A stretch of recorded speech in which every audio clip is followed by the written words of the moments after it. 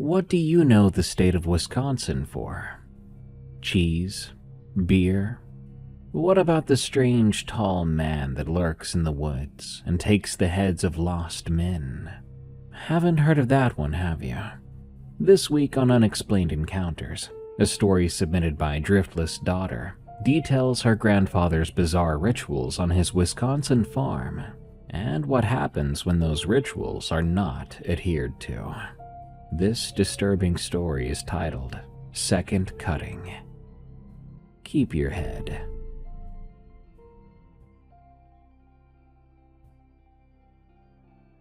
In the summer of 2009, I was 16 years old. I got sent to live on my grandparents' dairy farm in southwestern Wisconsin. They had a small operation of 40 cows milked twice a day by two people in their 70s out in the Driftless Hills southwest of Oroka. It was in one of those dead-end valleys the locals call coulees. The glaciers that flatten the rest of the Midwest missed that corner of the state. So instead of flat cornfields, it's steep wooded ridges and deep narrow valleys, like somebody crumpled up all the land, but never smoothed it back out. The roads follow the creeks. Cell service didn't work out there at all, and when my mother dropped me off that June, I lost my phone signal 20 minutes before I lost her taillights. I just remember thinking my life was over. My parents had split up that spring. There was no affair, no screaming, just they quit being happy with each other. The divorce meant the house would get sold, and that meant for one summer there was nowhere for me to be, while my mother moved us into an apartment in Madison. Her solution was her parents' farm. She pitched it to me. You'll have fresh air and time to think. But all I heard was exile. I cried the whole way down Highway 14, and my mother let me. She hugged me in the gravel driveway and told me she would call the landline every Sunday, and drove away. But, good news, it turned out to be the best summer of my life. It's also the reason I still sleep with something playing in my ears. Podcast, YouTube, you name it. But it's gotta be something. My grandparents were Earl and Dorothy.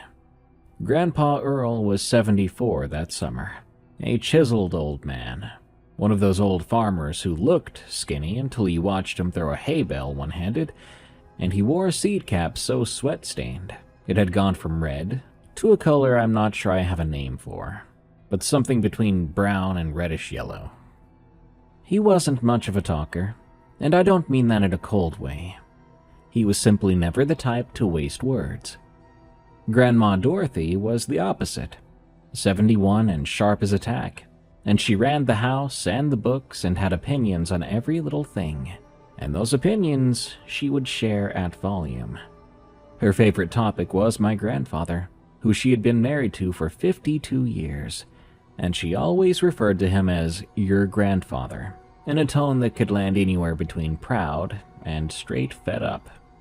There was Duke, their farm dog, some kind of shepherd collie mix. He was 10 years old and gray around the muzzle, and the single most sensible creature on that property.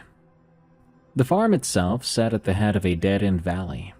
The gravel road followed the creek 2 miles past 3 other farms and ended at their place. Behind the house and barn, the valley kept going another half-mile, narrowing the whole way. And that backstretch was theirs too, a long triangle of pasture and hay ground running up to the wooded ridge at the end of the coulee. Everybody called it the Back 40, though Grandpa told me once it was actually 36 acres. The creek came down out of those woods, except by July it wasn't a creek anymore, but a dry, stony ditch cutting across the valley floor like a line somebody had drawn. That was called the Dry Run. The first 2 weeks, I was a mess. I sulked and wore earbuds at the dinner table until Grandma removed them from my ears with 2 fingers, like she was picking ticks off a dog. She set them by my plate without a word, which was somehow worse than her yelling at me. Grandpa didn't try to talk to me at all, but he did assume that I would be helping around the property. So, the second morning, he knocked on my door at 4:45 and said, through the door, Cows don't milk themselves." That was the whole speech. I'm not sure why I got up. Honestly, I think I was too surprised to refuse him. I stumbled down to the barn in the still dark, in my mom's old boots, which were somehow still in the mudroom from 1985, and Grandpa handed me a bucket of warm water. He showed me how to wash a cow's udder before the milking unit goes on, and that was my job for days. Wash the next cow, move down the line. A milking barn at 5 in the morning in summer is one of the best places on this earth. It's warm, but not like a furnace, but a cozy warm created by 40 big animals putting off heat, and it smells like hay and molasses feed. I know that might sound bad to some, but it's not. It's super cozy. Every cow goes to her own stanchion. They know their spots better than kids in a classroom, and the milk pump runs its steady thumping pulse. Under all that, there's the radio. There was an old radio on a shelf up there, coated in 40 years of dust. There was an old radio on a shelf up there, coated in decades of dust and fly specks. It was tuned to an AM station out of La Crosse that played polka and farm reports. Saturday mornings it carried a call-in swap show where a man might spend 4 minutes describing a used hay rake. And it was always on. We'd finish milking and Grandpa would shut off the pump and the lights, but he always left the radio playing to an empty barn. All day, all night. I asked about it, still in my sarcastic phase. "Do the cows like polka?" He replied to me without even looking. "Barn's never quiet, that's all." His tone said, "Never ask again," so I didn't. Maybe it was just old person weirdness. By the end of June, something had shifted in me. I couldn't have told you when it happened. The chores did it. Every adult in my life had been telling me hard work would be good for me, and I'd wanted to die every time they said that. But there's a thing that happens when you do necessary work that a living animal depends on, twice a day, every day, where your brain starts to quiet down. You can't spiral about your parents' divorce while you're pushing feed up to 40 impatient cows. The farm don't care about your feelings, sweetheart. And that turned out to be exactly what my feelings needed. I learned the cows first. Holsteins mostly, plus a few Jerseys Grandma called "my little browns," and she spoiled them rotten. They all had names, often stereotypical names, but yeah, like Marigold. There always has to be a marigold in a cow herd. There was also Trouble, and she earned it. And Church, who once got loose on a Sunday and walked 1.5 miles down the valley. She was standing in the church lot when the 8 o'clock service let out. Cows seem to have personalities the same way people do. And by July, I knew all 40 by their udders alone, which is a skill I really never thought I'd have, and not something I would ever put on a resume. I learned the routine. We milked at 5 and ate breakfast after. Eggs from Grandma's own hens and bacon from a pig they'd bought off the neighbors. The Hilfigers, spelled the exact same as the clothing brand, but no relation. The middle of the day was field work. The big meal came at noon, and they call it dinner out here. Apparently that's a rural thing in these parts. Dinner at noon and supper at night. It took me half the summer to quit saying lunch.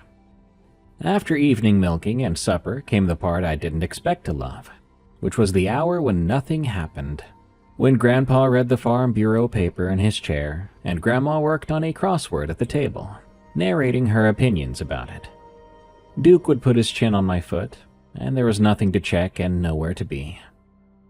After the first month, I stopped feeling that phantom buzz in my pocket and just, I don't know, existed.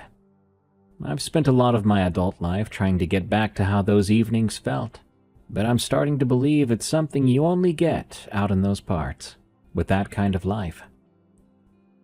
Now, my grandpa. He was the hardest of the two to figure out. He taught you things by handing them to you. He'd be fixing the sickle mower and just hold out a wrench, and that meant get in here and watch. And he would never say good job. You knew you'd done the calf feeding right because the next day it was simply yours to do. The first time he actually complimented me out loud was mid-July. I backed up the hay wagon into the shed on the first try, which steers backward from everything your brain believes, and he watched me do it, then said, "Well." Just, "Well." Grandma heard it and called over from her garden, "That's basically a standing ovation, honey. Don't let it go to your head now." Somewhere in the middle of all that, I fell in love with the whole place, with that whole way of living. It was the safest I'd ever felt anywhere. That ended up being the cruelest part, because there was something out there at the end of that valley. It didn't ruin one bad night for me. It creeped its way into all the good ones too. I'll get there. The salt came next, after the radio.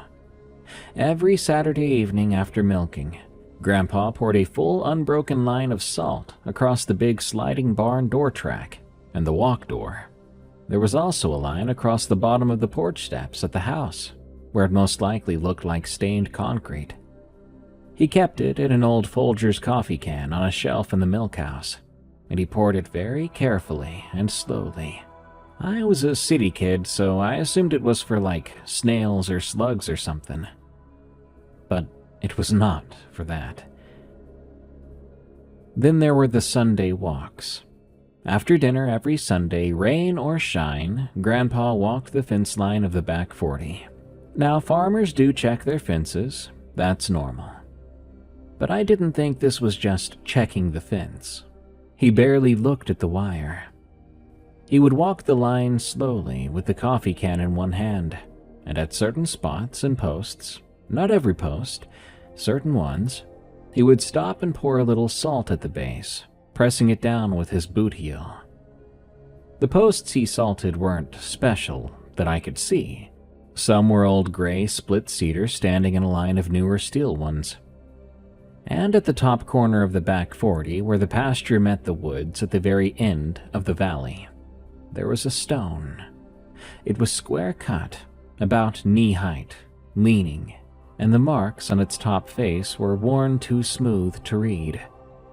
Grandpa would put his hand flat on it for a second, like he was touching a door frame before walking through. Then he'd pour the rest of the can out around it in a circle, before walking back down. There was also the mowing. Hay gets cut more than once a summer. The first cutting comes in June, and the field grows back for a second cutting in July. In a good year, you can take a third cut in September. Everybody in that valley followed that rhythm. Grandpa did too, on every field, except one. The back 40 got its first cutting in June, and then he would never touch it again that year. By August, that field would be past your knees, thick and going to seed. Real money just standing there in the sun while Grandpa bought hay off Roy Hilfiger to make up the difference. Bought it.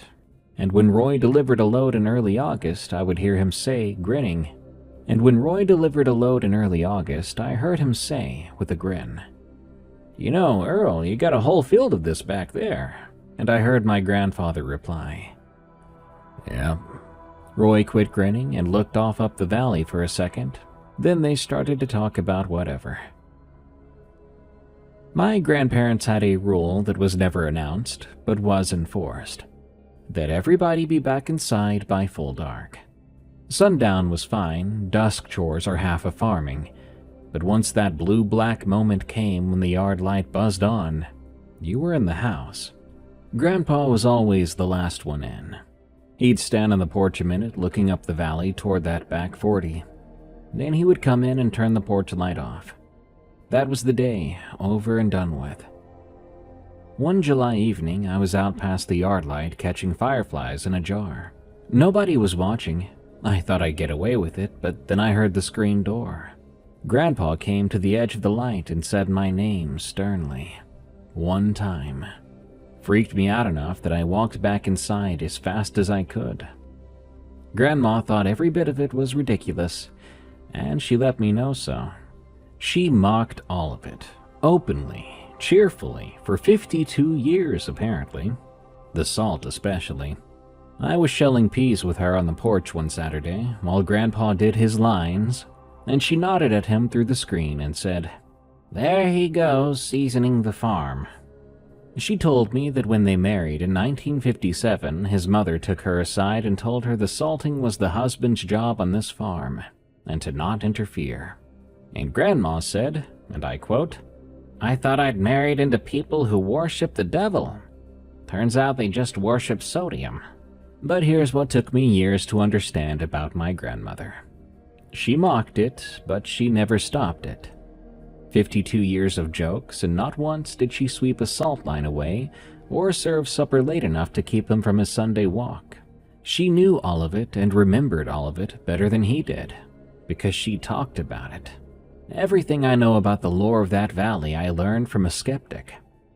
She told me about Vernon Williams in the garden the first week of August, while we were picking beans.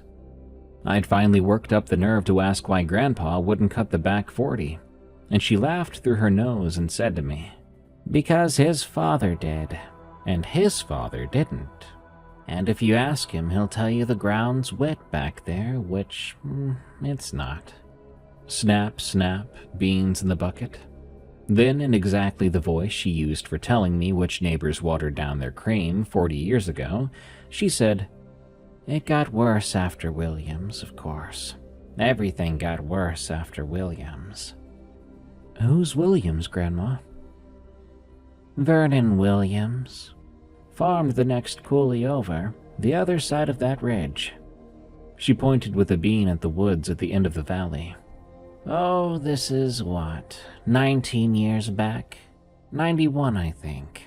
He had a heifer get out in the fall, got up into the woods on the ridge. He went in after her toward evening, and never came back out. Now it is real steep in there, and they got a search up the next morning. The fire department and half the county walked lines through the trees. They found the old heifer first, standing down in a ravine and wouldn't move. They practically had to carry her back out. And they found Vernon, too, the third day. Sitting down, they said. Sitting against a tree with his hands in his lap like he was taking a rest." She stopped picking for a second, looked at the beans in her hand, and sighed, before saying, "And his head was gone." I remember how my eyes went wide then, and my pulse picked up a bit. "How was his head gone? What happened to him? What do you mean?" "Oh dear, it was gone," she said. "They never found his head. They looked, believe you me, they looked all fall, because you can't have quite the right funeral without the, head. The coroner ruled it was an animal. Coyotes, a bear come down from somewhere. Something scavenged him maybe after he died of a heart attack. That was the thinking. That's likely just what it was too. But of course the men around here couldn't leave it at just that. Your grandfather's generation. The older ones that were still alive then, they all got very quiet and very busy that winter. And a lot of salt was sold at the co-op that year. I can tell you, and Dolores Hilfiger told me her Roy started leaving the radio on in their barn too, which he'd always teased Earl about before. Men. They think it's something in the woods. Something that's always been in the woods that the old-timers knew about and walks the lines. And I'll tell you what I told Dolores. A bear doesn't carry a man's head off like a lunch pail, and neither does some boogeyman in the woods. Only a man can do a thing like that to another man. If it was anything but a bad heart and bad luck, had to be a person. That's worse than any story, if you ask me. That's why nobody wants it to be that. Too scary, the idea of having a person around who might cut your head off. So instead, there's a boogeyman in the woods, and we have to have the salt. There. Now you know as much as anybody around here.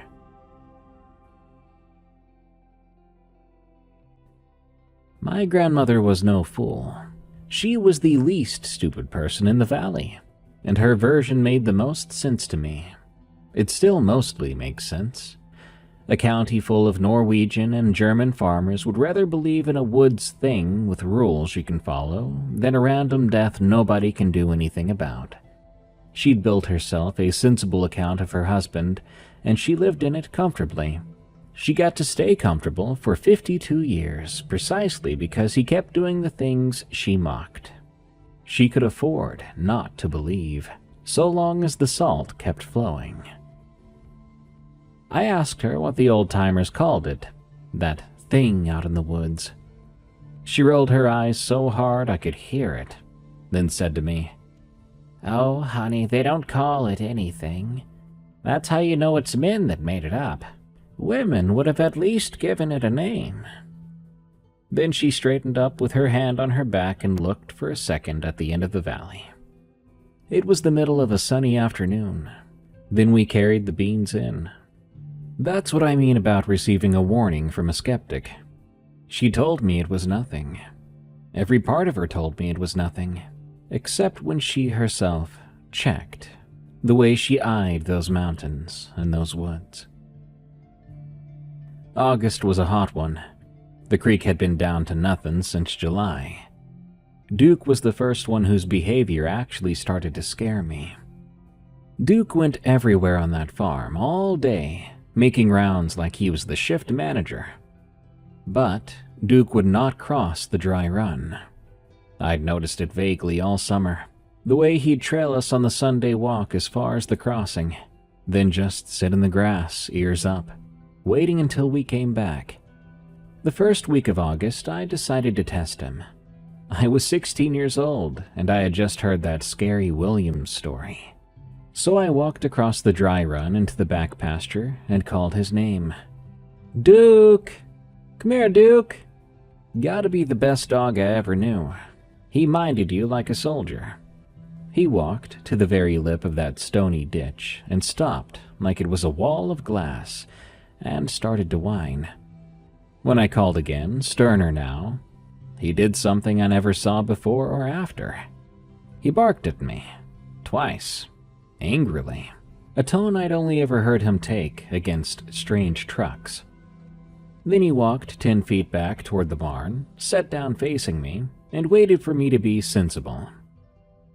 I came back across, of course, and the moment I stepped over the dry run, he was all wags and apologies, pushing his head into my hands and glancing past me at the back 40 the whole time.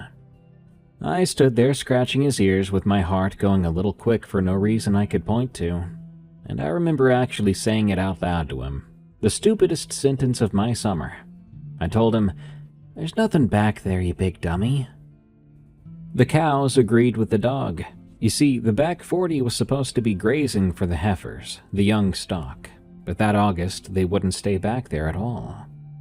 Grandpa would move them across in the morning, and by afternoon they'd be bunched at the corner closest to the barn, and the grass would be there untouched. Yields were down in the milk barn too, which Grandpa blamed on the heat. It was hot, that's true, but I started noticing where the cows looked in the evening. Cows are always looking at something. They're prey animals after all. They keep watch. These cows at dusk all faced the same way. Up the valley, 40 heads pointed at nothing except for a field of hay going unused. But the first time I saw it was August, the night before my mom's Sunday call. I spent that whole call the next day not telling her. The first real secret I ever kept from my own mother. It was dusk, milking just done, and I'd been sent to bring in a garden hose from behind the machine shed. So I was standing at the corner of the shed with the coil on my shoulder, facing up the valley. The driftless does this thing at dusk where the ridges go black before the sky does, so the valley becomes a bowl of last light with dark rims, and the back 40 sat at the bottom of it. And along the top of the field where the fence ran against the woods, I was looking at the fence posts, a row of little dark verticals against the pale grass. Sort of just my mind going anywhere else, so I was staring at something yet nothing. But there was a post between the posts, I noticed. It wasn't dramatic, just a dark vertical in the fence line like the others, except the spacing wasn't right. It stood where no post should be, and it was too tall, taller than a fence post by a couple feet at least, and thinner. I stood there telling myself it was a post they never pulled, or a dead sapling. And then, at 400 yards or more, the top of it moved. A small, slow tilt, like a head turning. Every hair on my body stood up, because obviously fence posts don't do that, but also because it didn't move like wind had pushed it. It moved like it had noticed I'd stopped walking and wanted to look at me. The yard light buzzed on behind me. That's how close to full dark it was, and the screen door banged. Grandpa came out onto the porch like he did every night, and I heard his footsteps stop. I was expecting him to call my name, but he didn't. He came off the porch and crossed the yard to me directly and stood next to me, looking where I was looking. By then, it was gone. In the few seconds I'd glanced toward the porch, the fence line had gone back to its right number of posts. Grandpa looked up at the valley a long time, apparently at nothing, at grass, I guess, then took the hose off my shoulder and said to me, "Inside, now." He didn't seem frightened. I never once saw my grandfather scared. That helped me to stay together, more than anything else. But he wasn't surprised either, and that's what kept me awake that night. Whatever I had half seen at the top of that field, my grandfather had not been surprised by it.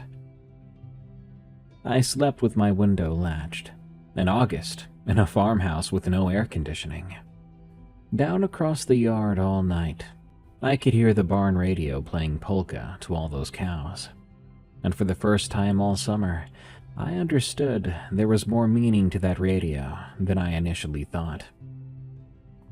I tried again the next day, while we were fixing a water line, both of us on our knees in a trench.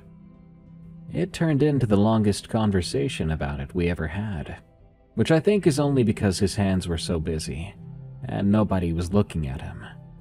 I said to him, "Grandpa, what did I see last night?"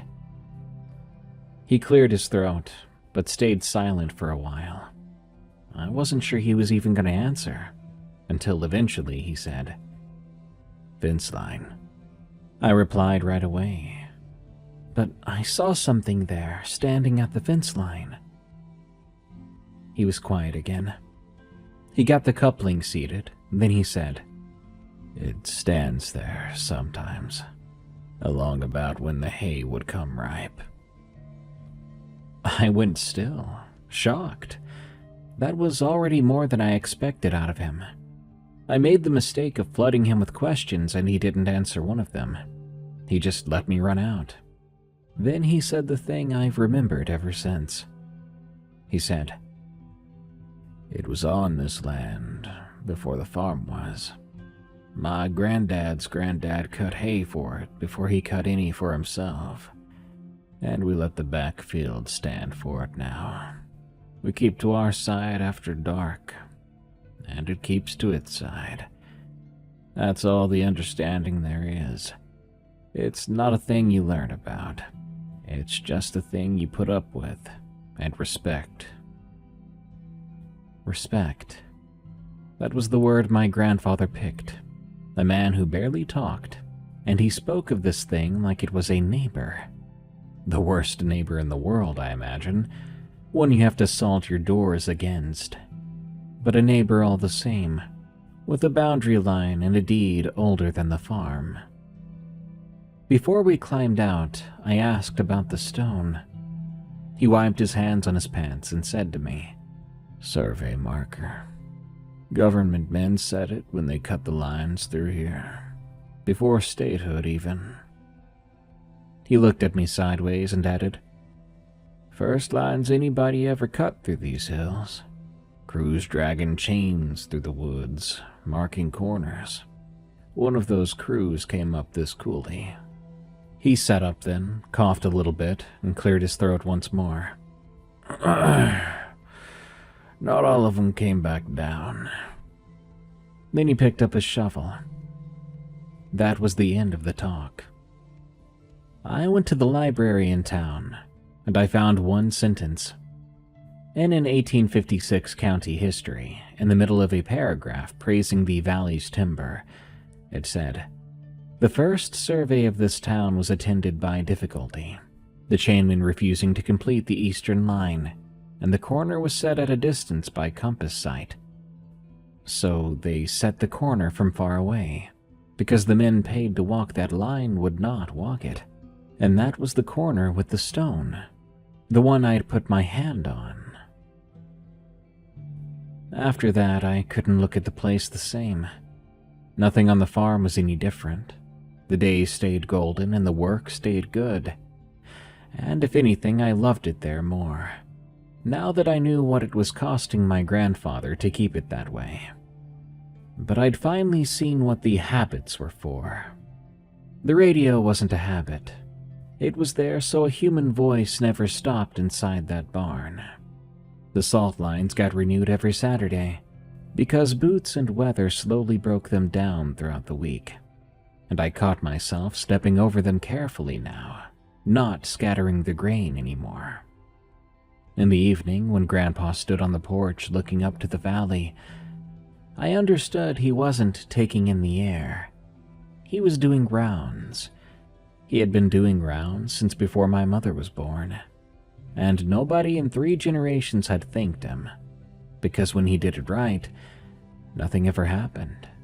Nothing to thank him for. Well, not apparently.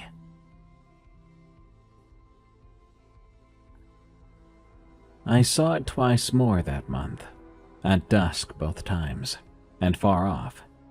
Once at the fence line again, standing in the gap between 2 of the old cedar posts, the salted ones, and I'd swear it stood exactly centered between them, like it had measured them itself. And another time, the time that still gets me, not at the fence at all, but partway down the field, in the standing hay. The hay was well past your knees by then, and I could see too much of it above the grass. I never saw it close. Thank God for that. It stood taller than any man, with a thin body, with gray skin, the same gray as those old cedar posts it stood among, and it never moved while I watched. I'm not sure why. What did it want to do? What was its goal, just standing there and waiting? It almost always stood exactly on its side of every line. But then, it began to come down to the dry run. The last week of August, small signs began to show up on our side of the valley. On a farm, you know your ground like you know your own kitchen, and you notice when something's been moved. It started with Duke. He stopped making his rounds, and he pulled all his little patrols in close. He spent his nights on the porch facing up the valley, and some mornings he was hoarse.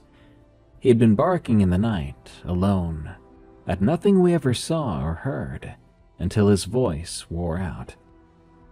So Grandma started letting him sleep inside, which she had sworn for a decade she would never do. And she made a joke about going soft, but no one laughed. Duke slept on the kitchen floor with his body against the door. Then it was the heifers. One morning, 3 of them were out, through a fence in the night, and not the back fence, the near one. They'd broken out of the safe pasture toward the barn, and we found them at dawn pressed against the barn wall, under the eave like cattle huddled against a windbreak in a blizzard. Except the night had been dead calm. The wire was pushed over from the pasture side. They'd apparently hit it running, and in a soft spot along the dry run, there was a mark. It wasn't any kind of footprint. It was a long, narrow pressure mark, deep at one end, like a heavy post had been set down there and leaned on, then picked up again. Grandpa stood over it, fixated on it. Then he hitched an old harrow to the tractor, which he pulled to smooth out dirt, and dragged that whole strip of ground flat. I know that he wasn't erasing it to just get rid of it, like it was nothing. He was removing it because Grandma walked that way to her raspberry patch. Then came the radio, and after that night I stopped sleeping right. It was around the end of August. My window faced the yard and the barn, and you could always hear the radio from my room, faint but there. A voice or an accordion under the crickets, and it was honestly a comfort, and it meant all was well. That night I woke around 2, and lay there, slowly understanding I was listening to the crickets and nothing else. No radio. I got up and looked out. The yard light was on and everything seemed normal. The barn was a big pale shape, and I stood with my forehead against the screen telling myself the station just went off the air, but also that old radios can die. Their tubes burn out. But then, even the crickets stopped. The whole valley suddenly, all at once, went quieter than I knew outdoors could ever get. And out of that quiet, the barn made a different sound. One long groan of wood under load. The sound a barn makes in a windstorm when it takes a gust broadside. One time, but there was no wind. I didn't wake anybody. And the best answer I can give you for why I didn't was that I was a kid, a scared one at that. I stood at the window until the crickets came back, and at some point after that, the radio faded back in mid-polka, which is not what a burned-out tube does. I got back in bed, laying there stiff as a board, until Grandpa's alarm at 4:45. At milking the next morning, I told him everything I'd heard. He didn't stop milking, but when it was done, he did something I'd never seen him do. He got the coffee can on a Thursday and re-poured every line. And that Sunday, he carried the can and a spade, and at the old cedar posts, he didn't just pour salt. He cut a little trench post to post and filled it, a buried line clear across each gap. I helped him, and we didn't talk much. The woods were maybe 80 yards off, full of August shade, and I've never in my life felt so watched. Duke sat at the far side of the dry room the whole time, watching us from as close as he dared to come. On the walk back down, Grandpa said something. He said, "Hay's overripe." And I looked at the back field. All that standing grass gone heavy-headed and started to fall over in patches. I said, "Is that bad?" He replied, "It's never stood this late." I mulled that over in my mind for years before I got it. Other summers, that field got used. By late August, there'd be trails pushed through the grass and pressed down places the size of a truck where the hay lay flat, like a deer bed but bigger. And by fall, the whole field looked grazed off, though nobody ever saw an animal in it, and nobody ever cut it. That was the deal. The field was the rent, and every year the rent got taken. That summer the field stood perfect. No trails, nothing pressed down, the whole crop standing there going to waste into September. Whatever it was no longer taking what was left out for it, and it had started coming down to look at us instead. Even at 16, I could tell what was happening. Everything my grandfather did was still holding, and that thing up the valley. It was testing the perimeter, sometimes getting through. There was a thunderstorm on the 3rd of September. That was my last week.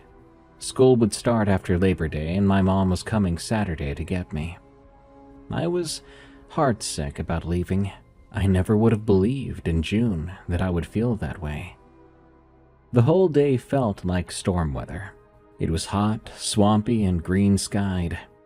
The radio would interrupt the music to talk about severe thunderstorm watches for Vernon and Crawford counties.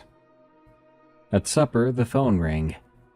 Grandma's sister Helen over in Westby had fallen and was in the ER in Baroka with a hip that they thought was broken. Grandpa did not like leaving his farm. I watched him stand at the window looking up the valley at the storm light while Grandma got her purse. I heard him say, "I don't like it." And Grandma replied, "Earl, she's my sister." They figured they'd be back by 10. Milking was already done and the storm was supposed to pass south. I was a teenager, not a toddler, so they let me stay. Grandpa stood in the doorway with the truck keys. He told me to keep the doors locked and leave the porch light on, that Duke would stay inside. Then he gave me the same look he'd given me in the trench, and he said, "You don't go outside. Whatever you hear. If there's trouble, phone the Hilfigers." "Okay, Grandpa," I told him. The storm didn't pass south. It came up the valley around 9, and coulee storms are an event. The thunder gets caught between the ridges and rolls back and forth, like someone moving barrels around upstairs. And the rain hit the house sideways. Duke had himself pressed flat against the kitchen door, shaking like a leaf. At 9:20-something, the lights browned and came back, and then went out for good. The yard light died with them, causing the whole valley to just disappear into the void. Outages weren't rare. I knew the drill. So I got the flashlight from the mudroom and stood in the kitchen listening to the rain. It took me a full minute to hear what I wasn't hearing. The radio was off too. That very same moment I realized that, from across the yard through the rain, came a sound I knew with my whole body after a summer of milking. It dropped my stomach right through the floor. One of the cows was mooing, screaming really. And if you've been around cattle, you know that's different from regular mooing. This was distress, over and over from the barn. And I knew exactly which animal, because we had exactly one animal due. A first calf heifer Grandpa had put in the box stall that very evening, because he didn't like how she'd been acting. It was Marigold, one of the 4th or 5th ones named Marigold, Grandma's little brown with the white smudge on her forehead. That was the heifer I'd halter broke myself in July, who followed me around her pen like a big anxious dog. And she was calving 10 days early, in the dark now, in the middle of a storm.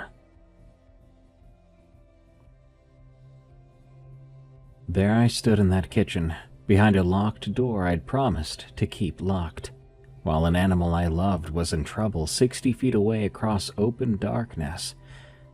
Somewhere out in that dark, at a distance I had no way to judge, was the neighbor. I called the Hilfigers first. The line was dead, unfortunately. The storm had taken it down, or it went out with the power. And Marigold out there kept on screaming, rawer this time, and I thought about what might happen to her and her calf with no one there. You could lose them both in an hour.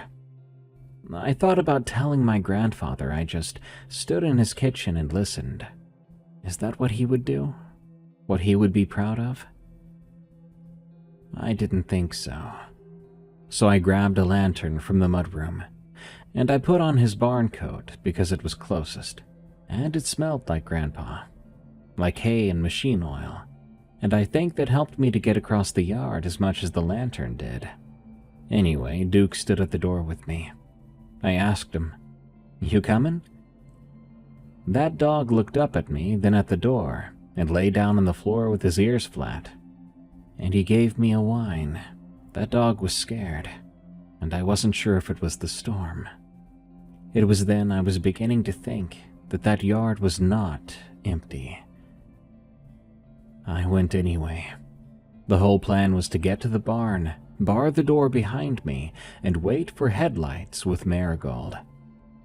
I opened the kitchen door and the rain was already slacking, and the thunder had rolled off down the valley, so the lightning came late and low behind the ridges. I put the flashlight beam on the barn door 60 feet away, and I didn't sweep it around the yard. I did not want to see who or what else was out there with me. I had only one goal, one destination, and that was all I needed to see. In my head, I thought, if I didn't see something, it couldn't see me, so I could just keep walking. So I kept the beam on the door and just walked. The crickets had stopped. So had the frogs down at the creek. And about halfway across from up the valley, from some distance the dark made impossible to judge, one strand of fence made the sound wires make when something presses it down to step over. That low singing twang, then the softer sound of it coming back up. God, I wanted to run then, but I kept myself from doing it. It wasn't because I kept my head. My legs had gone so weak that walking was the best they could do. That's how scared I was. I got to the barn door. I saw that the salt line in the track had washed to a sodium slush. I rolled the door back and got inside, rolling it shut behind me and dropping the bar.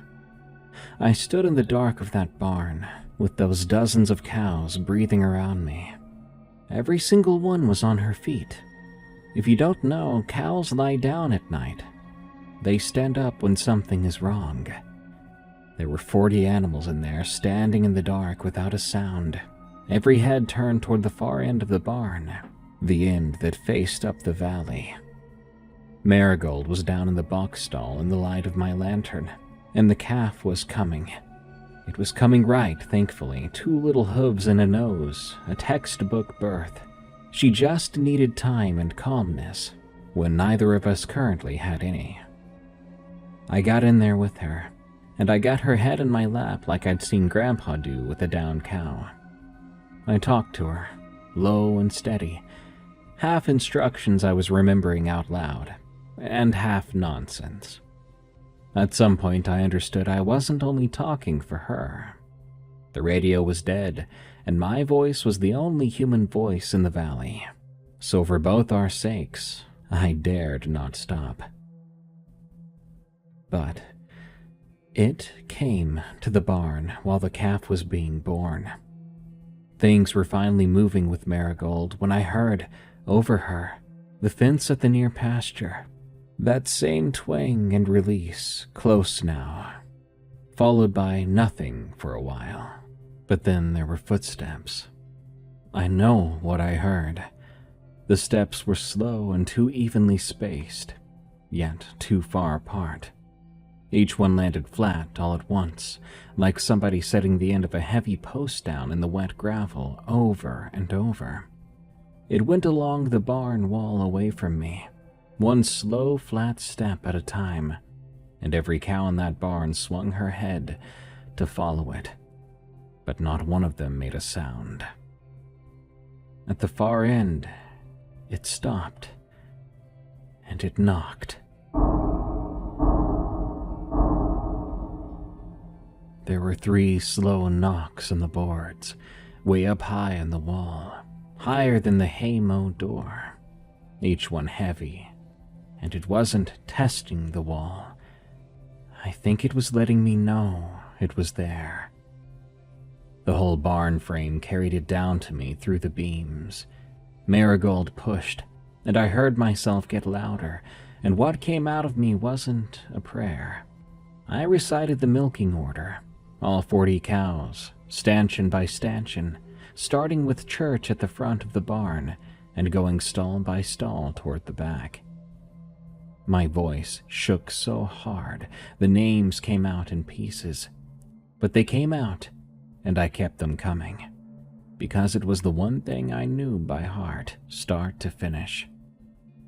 Calves come all in a rush at the end, so there she was, a wet heifer calf in the straw all of a sudden, and Marigold turned around and began to lick her baby. The calf sneezed and shook her little ears. The rest of the barn was quiet. I didn't even know when the footsteps and knocking stopped. I lay in the straw with my back against the boards and listened, and a ways off, headed up the valley, the fence sang once more, far away. Moments later, the crickets came back, just a few at first, and eventually all of them. About 20 minutes after that, light swung across the barn windows, headlights in the yard, and I heard the truck doors. I heard my grandfather shout my name. He sounded worried, the closest to scared I'd ever heard him, but not actually there. And I'm sure it's because he found a dead dark house and an unbarred kitchen door. When he got to the barn door and his flashlight found me, sitting in the straw in his coat with Marigold and a live calf, the relief and fear went across his face at the same time. He came in the stall and looked the calf over, then at Marigold. After that, he looked at me. Whatever he saw on my face, I think he knew then, as he asked only one question. "How close did it get?" "The wall," I told him. My grandfather sat down in the straw next to me, at 74 years old in his church pants, and he put his arm around me. He had never done that before. We sat there against the boards together while Grandma stood in the doorway holding Duke by the collar. Nobody said a word about the promise I'd broken, that night or ever. Grandpa stayed in the barn until morning. I was inside, watching him from the window when I could. Grandma would not let me stay out there, and after the power came back around midnight, the yard light came on. There was my grandpa, setting a kitchen chair inside the open barn door with the radio going louder than usual. He had the coffee can on the floor beside him, and he sat there till dawn. The next morning, over breakfast, he talked more than I've ever heard him talk before or since. He didn't have answers. Nobody in that valley had answers to this. Just the stories that had been handed down to him. His granddad's granddad had made the arrangement his first summer on the claim, after a winter he wouldn't describe at his own kitchen table, and the survey stone was already old in that corner when he did it. There had been hay standing for it every fall since, and each son got told at 18, or whenever the farm passed. He'd seen it 4 times in his life, every time in a dry August, and his father had told him the dry years were when respect mattered most. Because, and this was when Grandpa word for word said, "A dry year, everything comes down to the creek." Grandma sat through all of it with her coffee and for once did not mock and did not argue. At the end, she got up and squeezed my shoulder on her way to the sink. I heard her tell the window, "Well, I still say only a man could do what was done to Vernon Williams. But you'll notice I never once swept up your grandfather's salt." 2 days later, Grandpa hitched up the haybine, driving it across the dry run, and cut the back 40. September 5th, the second cutting, 2 months late. He cut it alone and he raked and baled it. But he didn't sell it, and he didn't feed it. Instead, he hauled every bale of that to the top corner and stacked them by that survey stone, a neat square stack like a little house, and left them there. It was the rent, but more like the rent laid out on the table and pushed towards the person it was meant for. When my mom's car came up the driveway that Saturday, the stack was the last thing I saw of the back 40, sitting there in the corner by the trees. The calf, by the way, we named her Storm, breaking about 4 generations of flower naming tradition. And Grandma allowed it because, she said, I'd earned one vote, and I'd wasted it on that. I went back every summer through college, and it all held. Duke lived to be 14 and never crossed that dry run once. Grandpa kept his rituals, his respect, another 9 years. And when his hips finally couldn't walk the fence, I walked it, with him riding the four-wheeler alongside me, telling me which posts. I learned to pour those salt lines slow and even, pressing the salt down with my heel. Grandpa died in 2018 in his own bed, and I think that's how every farmer hopes to go. I swear half the town came. Roy Hilfiger stood at the graveside and said to me quietly, "Your grandpa really took care of things up that valley." He then shook my hand. Grandma sold the cows that spring but kept the land, leasing the fields to a cash crop operation out of Richland Center. Nice enough folks with big equipment. I was there at her kitchen table the day the young manager stopped in to ask why the field at the head of the valley was excluded from the lease. "Prime ground," he said, "just sitting there." I watched my grandmother, 80 years old then, and a skeptic her whole life, look that man in the eye and say, "That field's wet." It's not wet. And when he pushed on it, just a little, she said, "It goes to my granddaughter and she's particular." That was the first I'd heard of it. She held my eyes across the table while she said it, and I understood I was being handed the coffee can. So, the farm will be mine outright when Grandma goes. She's 88 now, and mean as ever, Godkeeper. I live 2 hours away, and I'm there most weekends. My husband thinks I'm sentimental about fence lines. My daughter thinks the Sunday walk with the salt can is a game her mother invented. And for now, that's fine. She's 7. There's time. The first cutting comes off that back field every June, and every June I stack it in the corner by a stone that men refused to walk to 180 years ago, and the second cutting stays standing. On August evenings, when the light goes silver and the ridges go black, I stand on that porch where my grandfather stood, and I look up the valley. Some years, some dry years, at the top of the field, the fence line has one post too many. I count them, and I give that extra one a nod. Then I go inside and turn on the radio. I like to think we have respect for one another, it and I. Well, that story wasn't all that scary. Sometimes your rural neighbors might be tall and thin and pale, and they just want to come over to see if your new calf is doing okay in the middle of a thunderstorm in the middle of the dark. Nothing crazy about that. And obviously he was anxious because he knocked 3 times and left. Can't blame the guy. That's what I'm gonna believe so that I can sleep tonight. Good night. Thank you all so much for tuning into this episode of Unexplained Encounters. I've been your host, Darkness Prevails. You can find me on X at Dark Prevails, and you can support the show by listening on Erie.fm. Sign up to be a premium member there, and unlock bonus stories, members-only shows, and premium-only audiobooks, and more. Till next time, everyone, stay safe out there, and stay creepy, because this world is a strange one.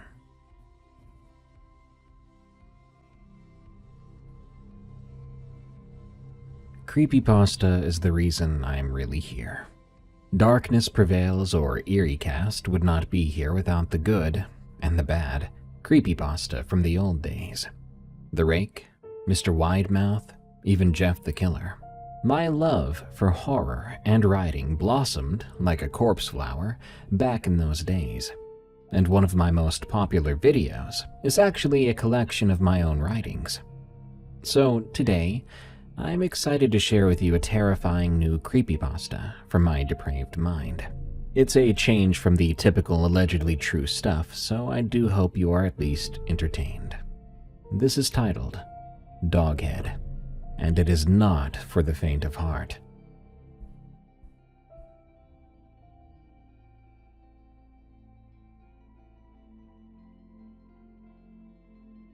the smell still clung to me. That was the worst part. The stench of burning fur and rotted wood followed me down the dark corridors of my dreams, where Doghead floats in a haze of embers. Even now, with the memory spread out like an oil slick across my brain, I can't sleep without tasting ash in the back of my throat. This thing that latched onto me, onto us, has a breath all its own. Every time I close my eyes, I see the plaque's warped edges smoldering in the barrel, and in those half-dream states, I feel something behind me, pressing close, its breath a wet rasp. We'd been on the road for days. I was the one who needed it, the spontaneous cross-country exorcism of heartbreak. Bryce liked to pretend he was along for the ride, just to keep me sane. But I caught the occasional flicker in his eyes that said he was having fun. He was the only one who could coax a real laugh out of me after my ex-husband's betrayal. And then there was his smile. God, that smile. It had a warmth to it that always eased the knot in my chest, even if I pretended otherwise. He wasn't classically handsome, not in a magazine cover way, but there was an easy charm in the way his brown hair curled around his ears, and the freckles just beneath his eyes made him look perpetually amused with the world. Sometimes I'd catch myself noticing how broad his shoulders were, or how he carried himself like he was ready to shield me from anything. Then I'd push those thoughts away, refusing to label them attraction. We took turns driving, splitting gas and cheap motel fees. The miles blurred, stretches of farmland, the occasional billboard proclaiming something about the Lord's righteous vengeance, the ever-present hum of rubber on asphalt. Bryce tried to keep my spirits high with a running commentary on every bizarre roadside attraction we passed. "There," he said, tapping the window as we rumbled down a lonely Nebraska highway. "See that sign with the woman in the clown wig? Or maybe it's just a sun-bleached scarecrow." "Could be a haunted scarecrow," I said. "Maybe we should turn back and pick it up for you. Another treasure to hoard." He grinned, that warming smile of his, and my own lips twitched upward despite my mood. "I only collect the best oddities, remember?" It was our joke. Bryce had a weird menagerie in his apartment. Souvenirs from yard sales and secondhand shops. A porcelain doll missing half its face, a plaster Virgin Mary turned into a lamp, a goat skull someone had fashioned into a coffee mug. Disturbing stuff, but he found them charming. He was one of the few people who could use a term like sun-bleached scarecrow and somehow have it come out sounding charming. You'd fill your trunk with any piece of trash that calls your name. My elbow found his side. "Be grateful I'm here to keep you from going bankrupt." He just gave me a wry smile. "You only pretend to be my keeper, Alice." I rolled my eyes. The truth was, I liked that he let me have control sometimes. It gave me a sense of peace, something I hadn't had in a long while. My ex, Brandon, had mastered the art of false democracy, nodding along to my ideas before doing whatever the hell he wanted anyway. The day I found our savings account gutted felt like swallowing broken glass. All those careful years of saving gone in a series of secret withdrawals that read like a receipt of betrayal. A receipt with the gall to ask for a tip. My stomach twisted at the memory, so I pressed my forehead against the cool window, letting the endless cornfields blur into nothing. A battered billboard caught our attention. The words, "Wolf's Curiosities," had nearly peeled off with age, and the sign pointed down a narrow, muddy track that disappeared into tall grass. Some local version of a curiosity shop, probably. Bryce's eyes lit up at once. "Come on," he said. "Let's see if they've got something truly strange for me to lug around." I exhaled. I guess we could stretch our legs. An attempt at a grumble was quickly supplanted with a grin. The highway's center line had started to blur. He turned the car onto the track, which led to a rickety shack balanced precariously on a slight rise. The sign outside was an exact match to the billboard's sun-bleached letters: Wolf's Curiosities. The building looked ready to collapse. Rotting beams, a sagging porch. A large bell hung above the door, caked in rust. "Are we sure it's open?" I peered through the darkened windows. Bryce shrugged, still wearing that grin. "Only one way to find out." The way his mouth curved upward. Sometimes I wondered if he knew how much it disarmed me. We got out of the car, and immediately the wind whipped up dust and something vaguely chemical smelling, like cheap perfume gone rancid. As we stepped onto the porch, one of the boards creaked so loudly I thought it would snap. Bryce tested the door. To my surprise, it opened with a dull clang of a bell, still functional despite the rust. Watching him enter was the equivalent of a child stepping into an amusement park. He lived for the hunt of oddities, for the quest to find that next eerie conversation piece. I suppose it was one of the things I found appealing about him, even if I didn't experience the same joy he did over the items he collected. Inside, the smell changed, a swirl of perfume, dust, and a faint whiff of decay. The cramped space was cluttered with old dolls and chipped porcelain statues, worn knickknacks and battered furniture, bits of everything and nothing. A mirror near the entrance had a gold frame, peeling in large flakes. I caught my own reflection. There were dark circles under my eyes that were once bright.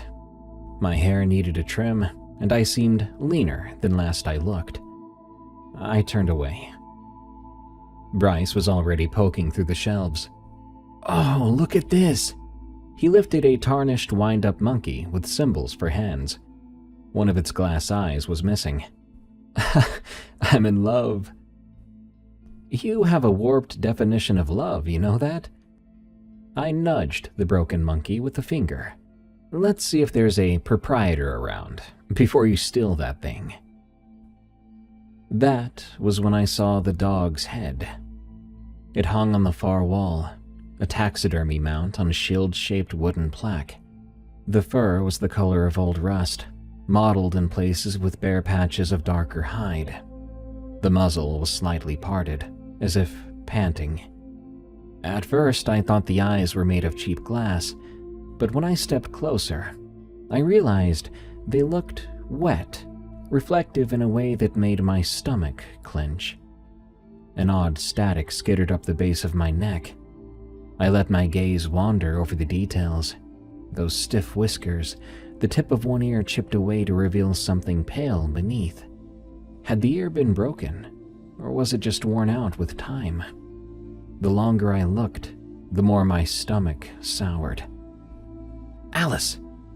I jumped at Bryce's sudden near whisper. "I'm not the only one seeing that, right?"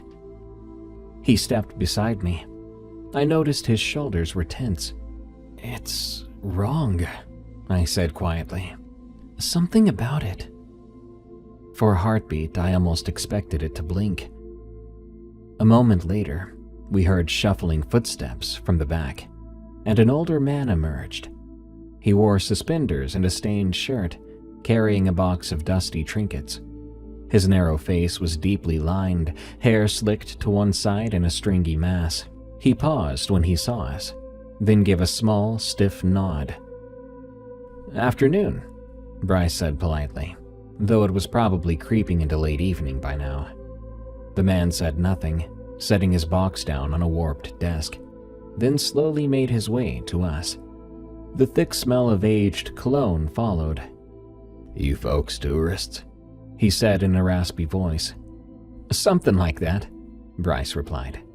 "We saw your sign off the highway. You've got quite a collection. Really interesting pieces." His voice was warm again.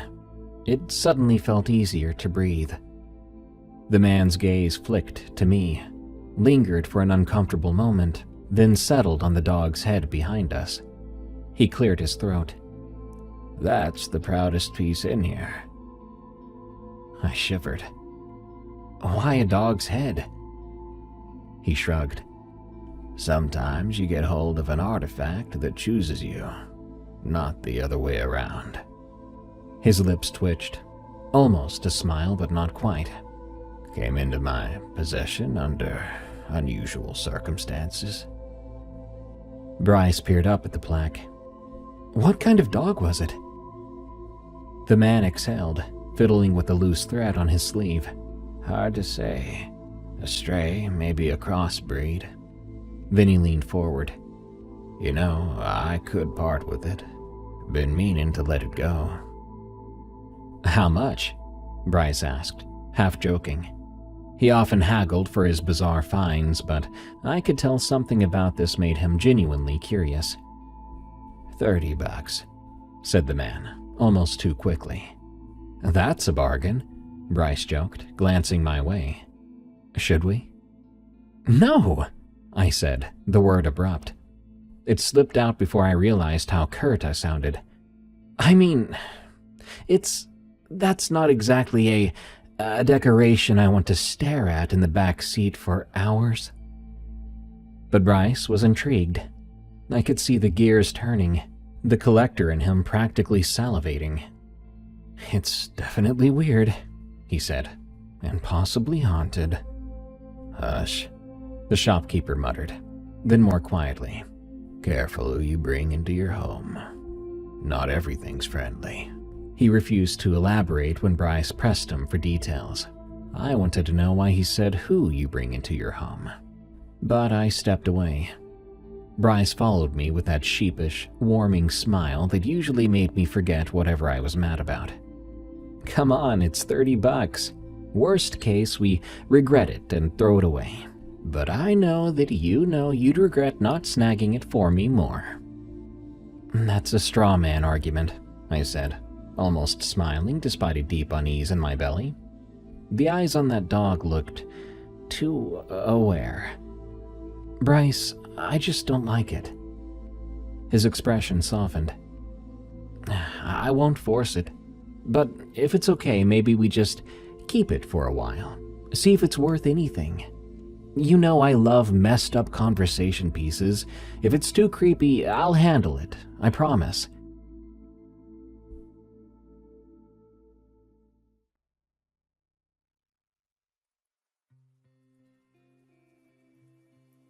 I caved. Why? Part of me wondered if it was just to avoid a fight, or maybe because I sensed how important it was for him to keep me distracted. And maybe deep down I wanted to take something equally broken out of that shop. Something that mirrored how I felt. That anger, betrayal, dread. It was nonsense, but that's where my head was. So, Bryce paid the man. We carried the plaque off the wall and placed it carefully into the trunk, wrapping it in some old towels to keep it from rolling around. When I glanced at the mount one last time before shutting the lid, I noticed that the dog's eyes almost seemed to reflect my face, as if they wanted me to see myself in them. I closed the trunk quickly. The shopkeeper, pockets stuffed with the crumpled bills Bryce had handed him, mumbled something like, "Don't say I didn't warn you." He turned on his heel and went to the back. By the time we reached the door, he was gone, leaving us to find our way out. The musty shop felt colder than when we first arrived. Outside, the wind was picking up, blowing in dark clouds. The sun was shrinking as well, turning the horizon into a bruise of purple and orange. We climbed into the car and shut the doors in silence. Bryce started the engine, offered me a small, uncertain grin. "A score?" I didn't reply, just stared at the shack in the side mirror until it vanished behind a bend in the track. We drove on, dusk creeping across the sky. I sensed Bryce was holding back questions, so I broke the tension. "Hey, do you remember that time, what was it, sophomore year, when you showed up at my door in the middle of the night because you'd fought with your parents?" He glanced over, then returned his eyes to the road. Yeah, I was so mad I thought I was going to run away forever. But I ended up walking 6 blocks and realized I didn't have enough money for a bus. Or a plan. I smirked, though my heart squeezed a little at the memory. You told me you were fleeing tyranny or something dramatic like that. He grinned, his entire face brightening in that familiar way. It felt that way at the time. And you in your pajamas let me crash on your couch, remember? I remember my mom freaking out because there was a random teenage boy in the living room the next morning. Bryce laughed softly, the tension in the car loosening a bit. She was pretty pissed. But she never told my parents. I appreciated that. That's because she always thought of you as a weirdly responsible teenage boy. Joke's on her, I guess. Hey, he said, mock offended. I'm still fairly responsible. I flicked my gaze to the back seats, which, if nearly folded down, would reveal Doghead's plaque, wrapped in towels. Sure you are. He shook his head and snorted. You're one to talk, Miss Cross-Country Trip to escape my crap life. Despite myself, I laughed. It was a small moment, a reminder that we had years of shared memories. Some silly, some heartfelt. For a few precious seconds, I forgot about the dog's head in the trunk and the unsettled anger that gnawed at me. Bryce tried to lighten the mood further as we approached the nearest motel. He cracked jokes about how we were the dumb teens in a horror movie, the ones who pick up a cursed artifact and die first. I forced a laugh, my voice tight. I think he sensed it. He changed the subject to my ex, though he didn't say his name, then asked, You sure you're holding up okay? You've been quieter than usual. I drummed my fingers on the armrest. I'm just tired. It's been a lot these past few months. Moving out, getting lawyers, dividing up stuff, and now, apparently, babysitting a severed dog's head. He grimaced at that. Hey, look, if it makes you feel weird, we can toss it. I mean it. I shook my head. No, it's fine. I paused, then admitted, I don't want to ruin your fun. The confession sounded more fragile than I intended. He glanced at me, concern etched into his face. I quickly turned away, changing the subject. How far to the motel? Just a few minutes. Don't worry, I saw a sign for a place. Hilltop Motor Lodge. Probably as classy as it sounds. He tried to return to that easy banter. Bet they'll have bed bugs, or maybe a stolen painting in every room. You never know with these side-of-the-highway specials. I pressed my lips together.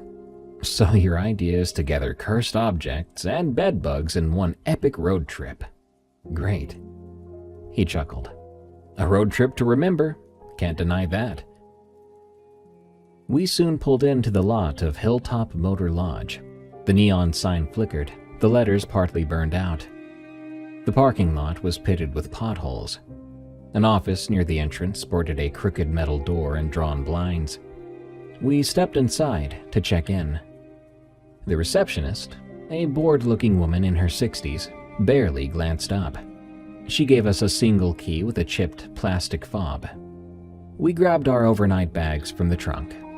We left the dog's head where it was, though I felt like those dead, glossy eyes were somehow staring at me through its covering.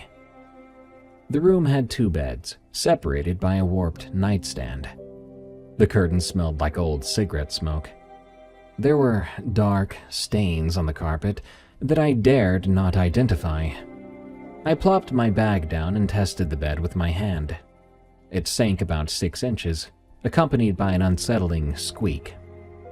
Bryce clicked on a lamp that buzzed, flickering with an anemic glow. Our road trips always included lodgings like this, but tonight it felt particularly suffocating. Bryce was rummaging in the mini-fridge. Nice, we've got half a can of beer and an ancient burrito. No brand name either, just a greasy wrapper with a clown face on it. Yum. I scrunched my nose. Hard pass. I'm actually going to get a shower. Try to rinse off the day. He pointed at the door to our bathroom. Don't let the ghosts in the drain get you. I mustered a small snort of amusement and headed in. The overhead light in the bathroom was harsh and flickered once before stabilizing. The mirror reflected a woman I barely recognized. Tired, hollow around the eyes. The hush of the water was strangely soothing at first, but within minutes, the bathroom's ventilation kicked on with a sputtering drone, rattling as if it were about to break. Part of me was afraid to open the shower curtain, for reasons I couldn't define. The dog's eyes were in my mind. That same intangible presence. Don't be stupid, I muttered. I took my shower, then forced myself to shut off the water, step out, and face my reflection again. I dried off and changed into loose sweatpants and a t-shirt, steeling myself. Opening the bathroom door, I kind of expected to see the dog's mount perched on the bed, but there was only Bryce, lying back on his mattress, eyes on his phone. He glanced up. All yours, I said. He nodded and got up, passing me to use the bathroom next. I watched him close the door, then exhaled. My heart was racing for no good reason. I slipped under the covers and stared at the swirling pattern of the old wallpaper. Eventually, Bryce turned off the light. The darkness settled in, broken by a sickly glow from the neon sign outside. The shadows danced across the walls. I tried to let my mind drift, but sleep came only in tenuous increments, each dream laced with flickers of panic. I'd see a corridor with peeling wallpaper, hear panting echoing through the emptiness, feel something's breath at my ear. I snapped awake at one point, heart pounding. The room felt colder than before. My gaze darted to the dresser in the corner, on which I'd left my phone to charge. I saw the silhouette of Doghead's plaque.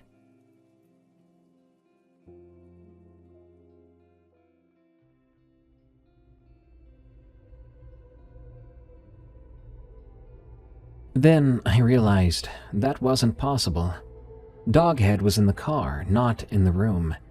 My eyes adjusted, and I saw it was just the lamp, and a distorted shadow from a coat we'd thrown on a chair. I pressed a hand to my thudding chest. In the quiet, I could have sworn I heard the sound of someone breathing near the dresser. Slow, pained. I rubbed my eyes. Then I glanced over at Bryce. He was a big lump under the blankets, unmoving. That breathing continued, soft as a whisper, but too steady to be my imagination. The neon sign outside flickered, lighting up the corner just enough to see there was nothing there. That didn't stop me from inching out of bed and shuffling toward Bryce's side. I reached out, about to wake him, but I hesitated. Was I really about to say I heard a ghost dog panting? He'd laugh gently, but still. Or he'd give me that concerned look, that one that said he worried I was unraveling. I didn't want that pity. I was strong, or at least I wanted to be. I returned to my bed, got under the covers, and stared at the ceiling. Eventually, I must have drifted off, because I don't remember the rest of the night. Morning found me exhausted, my eyes gritty and my mind frazzled. When Bryce woke, he gave me a cautious smile. Rough night? You could say that. I scrubbed my face with my hands. Did you hear anything weird? He cocked his head. Define weird. I opened my mouth to tell him, but it didn't come out. Never mind, I said. Just nightmares. He nodded sympathetically, and we didn't discuss it further. Maybe we should have. Late afternoon found us on an empty stretch of farmland, golden fields and scrubby patches of cornstalks, half dead over a glowering sky. The old Toyota started acting up, sputtering and jerking. Bryce cursed under his breath, pulling over to the dusty shoulder. He cut the engine. The car refused to start again. "This can't be happening," I said, fiddling anxiously with my phone. No signal either. Bryce tried calling for roadside assistance anyway. To our relief, the call went through, though it sounded staticky. A mechanic from the next town over said he'd come as soon as he could. So we waited in the lingering afternoon heat. The wind stirred the cornstalks, making them rattle like old bones. I stared out at the horizon, feeling smaller by the minute. Something about the fields rolling away into the distance unsettled me. Once or twice I found myself glancing to the trunk, where the dog's head was half covered with towels still. Why had we bought that thing? "We might be here a while," Bryce said. He tilted his seat back. "Want to, poke around? That farmhouse?" He pointed down the road, where a battered mailbox stood listing to one side, and behind it rose the silhouette of a farmhouse that had clearly seen better days. Could be something interesting. "You want to explore a random abandoned farm?" He shrugged, tried a grin. "Gotta pass the time somehow. It's a sign, really. The universe decided we needed a horror movie adventure." I glared at him, but a tiny part of me appreciated the attempt to lighten the situation. "Fine, but if we get chased off by some shotgun-wielding farmer, I'm blaming you." He popped the trunk to grab flashlights. Before we left, I faced him and said, "Bryce?" "Yeah?" I studied his expression, the genuine concern in his eyes, the reassuring set of his mouth. "You always used to talk about traveling around the country, seeing it all. Back in high school, we'd dream of that, remember?"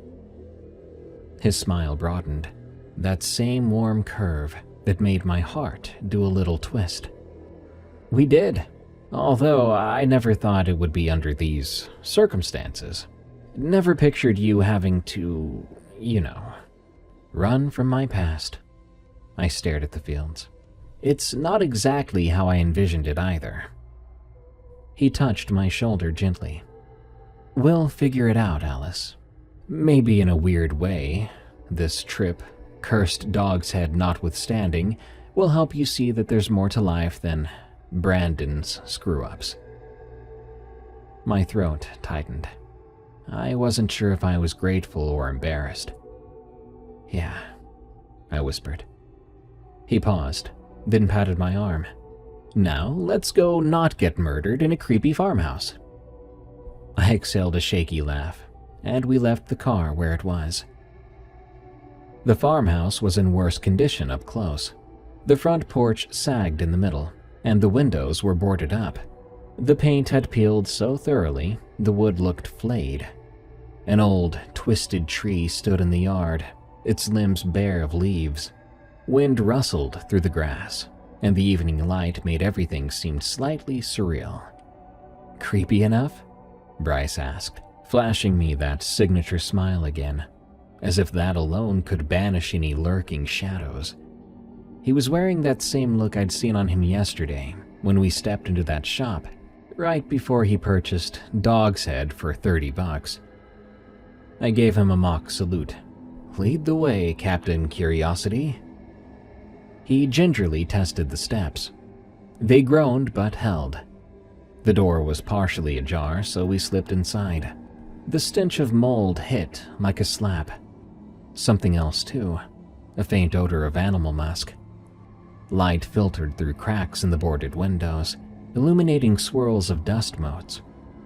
The remains of furniture, an overturned couch, a battered table, were all scattered in the front room. Sections of the wallpaper had rotted off the walls. "You happy, you maniac?" I whispered, although there was no real need to whisper. "This place could collapse on us." Bryce just walked slowly, shining his flashlight even though there was enough weak daylight to see. I always wanted to explore a haunted house. "You and your taste in weird," I muttered. We reached a narrow hallway. The floor felt spongy in places.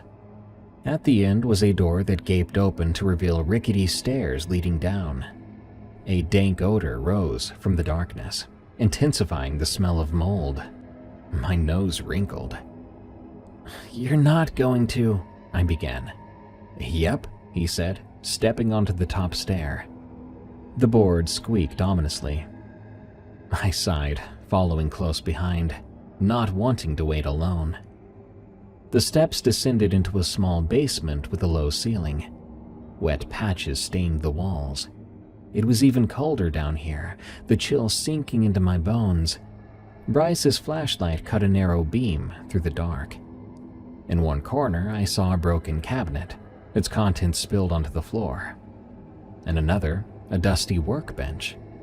But what dominated the far wall was this rusted metal bracket, shaped like a shield or crest, bolted to the concrete. A ring of dark stains, was it mold? Spread around it. Bryce stepped closer, shining the beam at it. I felt my skin crawl.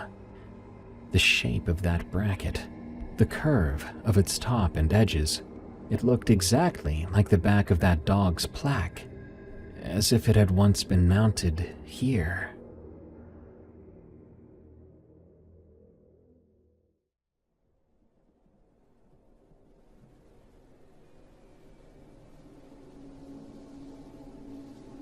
"That's weird," he said softly, crouching to examine it.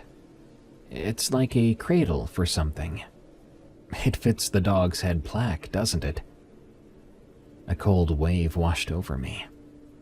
There was no question, no guesswork. It was a perfect match. I took an involuntary step back. My flashlight flickered, and that damp dog breath smell intensified, as if the basement was breathing. "Do you smell that?" I whispered. Bryce's brow furrowed. He opened his mouth to reply, but the flashlight in his hand blinked out. We both froze. My chest tightened. All at once, I heard a faint scraping from somewhere behind us, like claws on concrete. I swung my flashlight wildly, illuminating only drab walls and lumps of debris. "Let's go," I hissed. "Yeah," Bryce agreed, voice taut. He fiddled with his flashlight, and it came back on with a flicker. We hurried back up the stairs. On the main floor, the wind outside rattled the broken windows, making me jump. We marched straight to the door and out onto the porch, my heart raking against my ribcage. I didn't look back. When we made it to the yard, Bryce's phone buzzed, startling us both. The mechanic. He'd be there soon. I shot the house one final glance.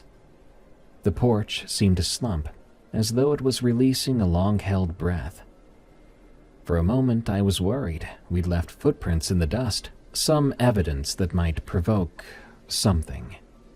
Then I shook the thought out of my head. We made our way back to the car. When we got there, Bryce unlocked the trunk and peeked in at his newest purchase, as if to make sure it was still there. I couldn't resist a peek too. I saw the dog's head had shifted beneath the towels, exposing half its muzzle. I could see the curve of its lips, parted as if ready to snarl or pant. Something about it felt smug, like it had known all along what we'd find in that basement. We ended up in a tiny rental house next to a cornfield while the mechanic worked on the car. Apparently, he needed a few days to get the right parts. His cousin offered the place for cheap.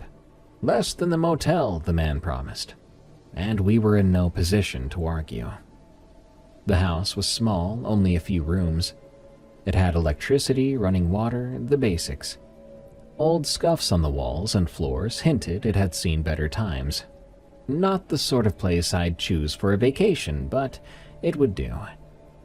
We put our bags in the living room, setting up makeshift sleeping arrangements.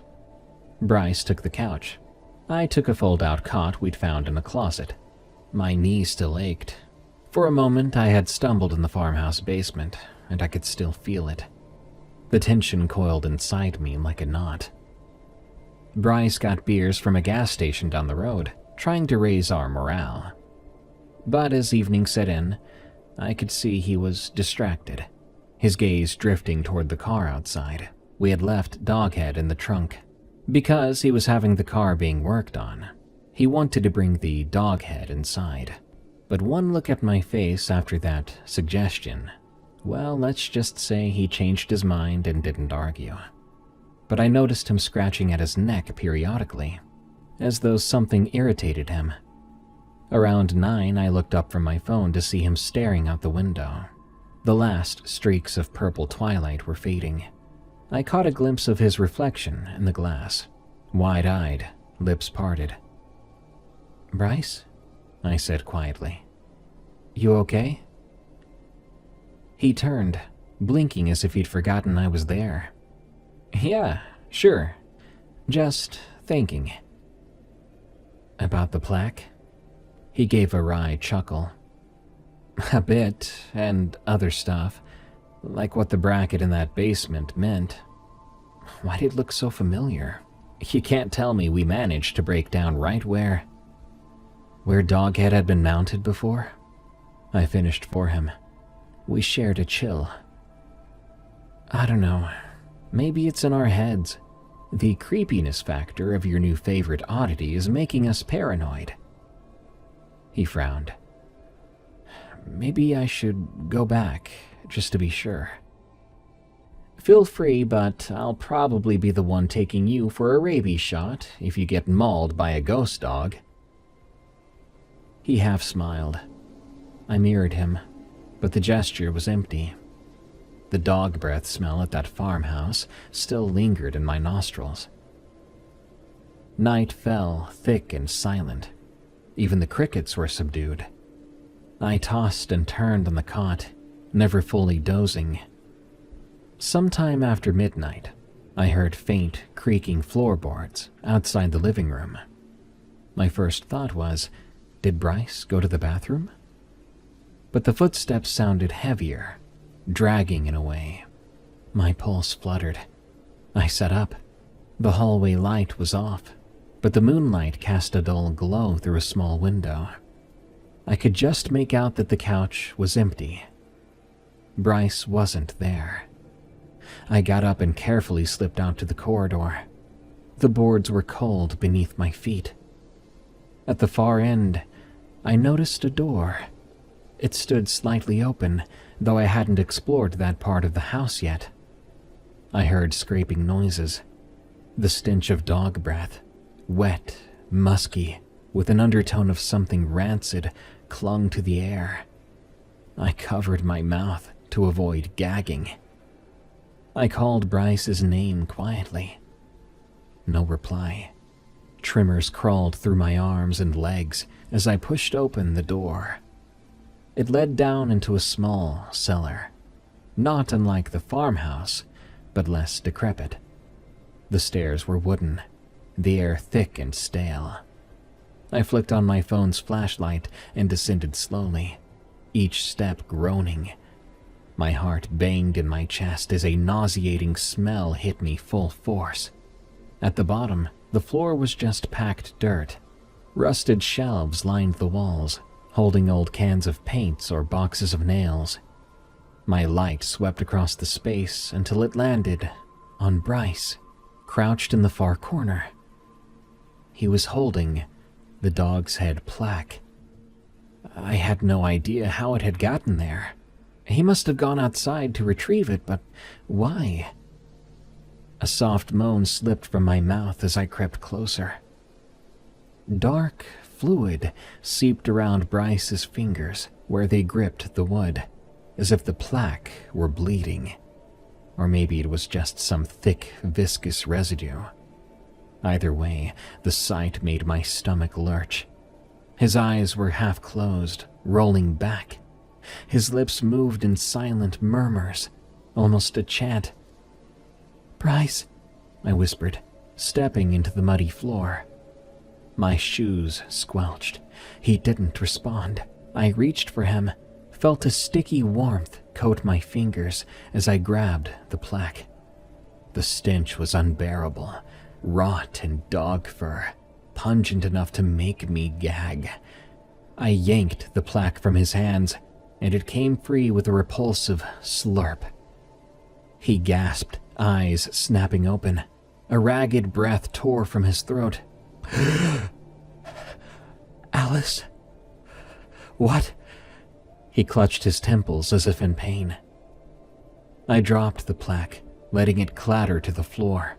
My flashlight showed a slick smear across its back, too dark to be anything but fresh gore. I tried not to think about it. "Are you okay?" I knelt, pressing a hand to his cheek. It felt cold. He shook his head, disoriented. I don't remember. I just woke up here." "We need to get you out," I said, forcing calm into my voice. "Can you stand?" He let me help him up. He swayed but managed to stay on his feet. I grabbed the plaque off the floor, though part of me wanted to leave it there. But dread told me that leaving it was a terrible idea for reasons I couldn't define. We staggered up the steps. I slammed the cellar door behind us, fumbled in the dark for the lock, and twisted it.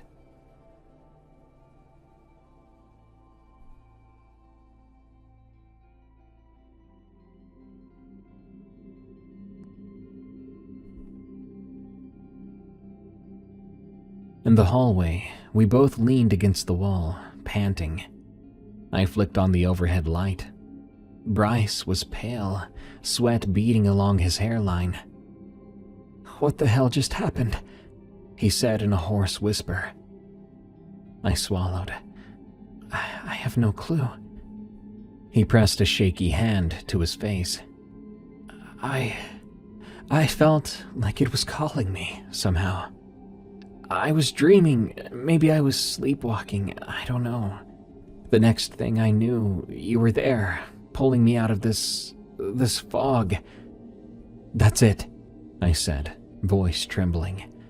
"We're burning it. Tonight, right now." He nodded, eyes dark. "Yes." We hobbled outside, adrenaline fueling us. The yard was dimly lit by a half moon.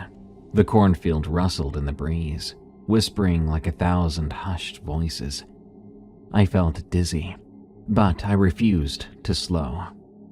We searched for something to start a fire, finally finding a rusty metal barrel behind the shed.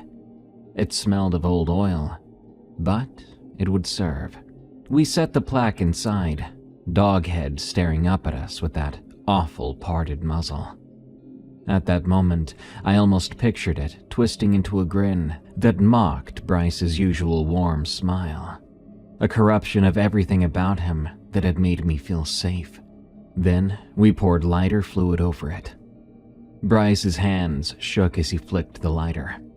The moment the flame caught, the inside of the barrel lit up with a whoosh.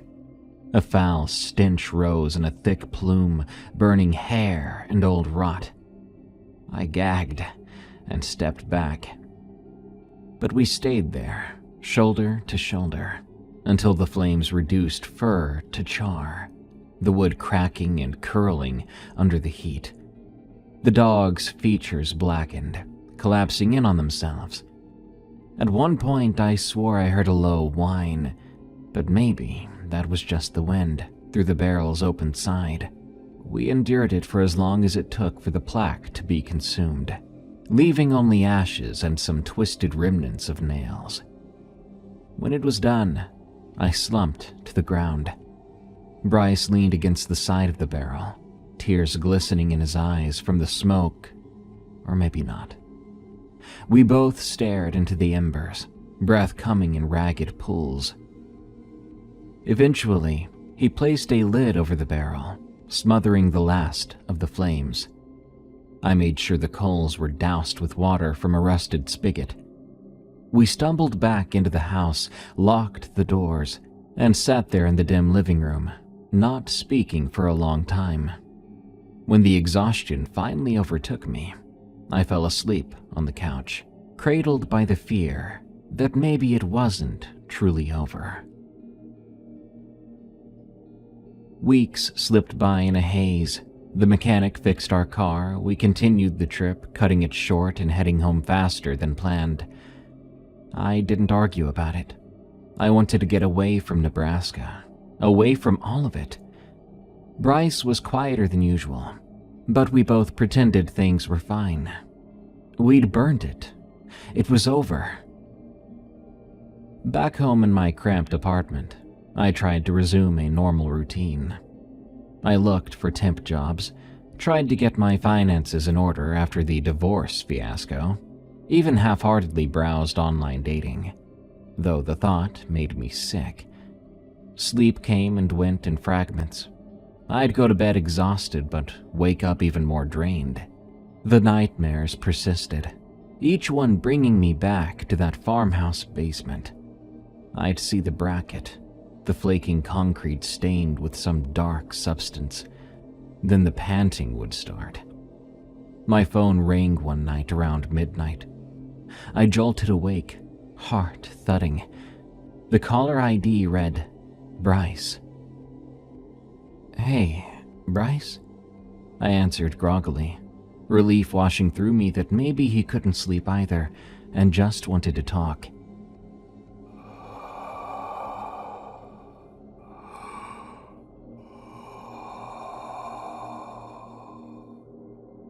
All I heard was breathing. At first, I thought it was just static on the line, but then I heard the faint wetness of each exhale, like some animal was on the other side. It gave me goosebumps. "Bryce?" I repeated. The breathing didn't stop. Then, abruptly, the call ended. I tried calling him back, but it went straight to voicemail. A swirl of dread took root in my stomach. It had been weeks since we'd burned Doghead, and he'd seemed to be doing better, though we hadn't talked much besides the occasional text.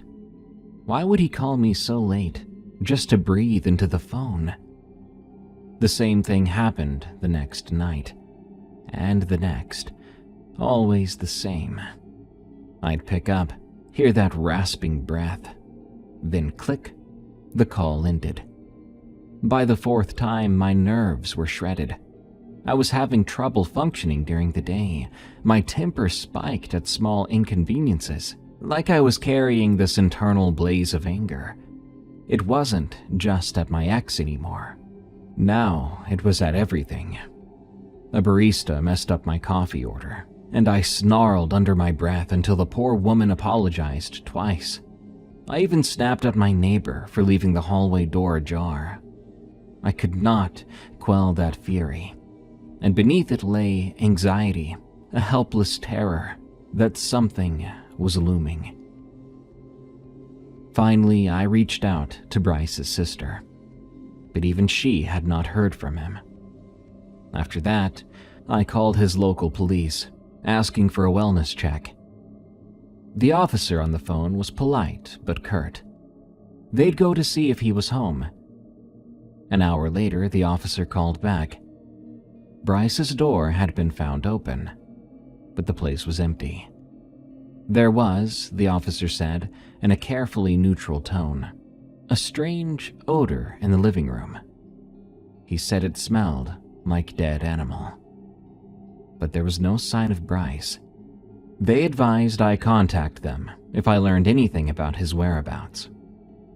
I was too rattled to even cry. My guilt pressed on me like a physical weight. Why hadn't I insisted we'd get rid of that plaque earlier? or talk to him into seeking help after that night in the cellar. The next day, I called a friend of ours, Quinn, who actually lived near Bryce. He said Bryce had not shown up to work for nearly a week. Something was very wrong. Despite every warning bell in my head, I packed a bag and drove back to that farmhouse.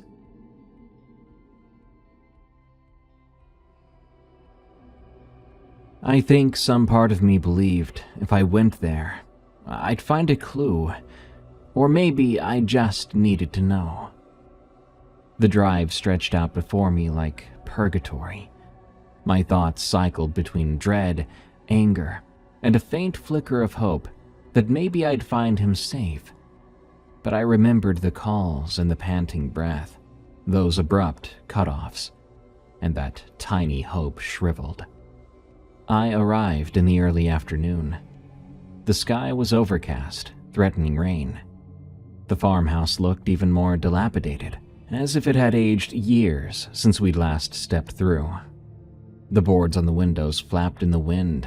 The porch sagged lower, the front door hanging off a single hinge. Inside, the floors were caked in dust and old mud.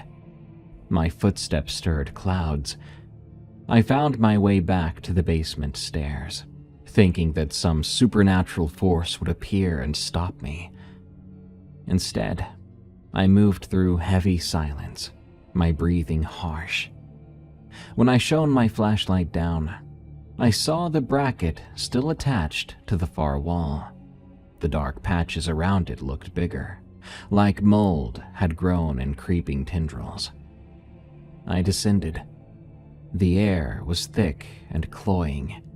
That odor of decay intensified, turning my stomach. As my light hit the far wall, I froze. The bracket was no longer empty. There sat a plaque, and upon it was Bryce's head, where dog heads used to be. My mind could not process this at first. The shape was so hideous. I thought maybe it was just a joke, or a twisted mannequin. But then, I recognized the features, contorted in agony, eyes wide and glassy. The hair around his scalp was matted with dried blood. I let out a choked scream that echoed off the walls, staggering backward until I hit the opposite side of the basement. The flashlight flickered, revealing more details. The bracket had been adapted somehow, now fitting around the edges of Bryce's face, a ring of blood crusted where metal met flesh.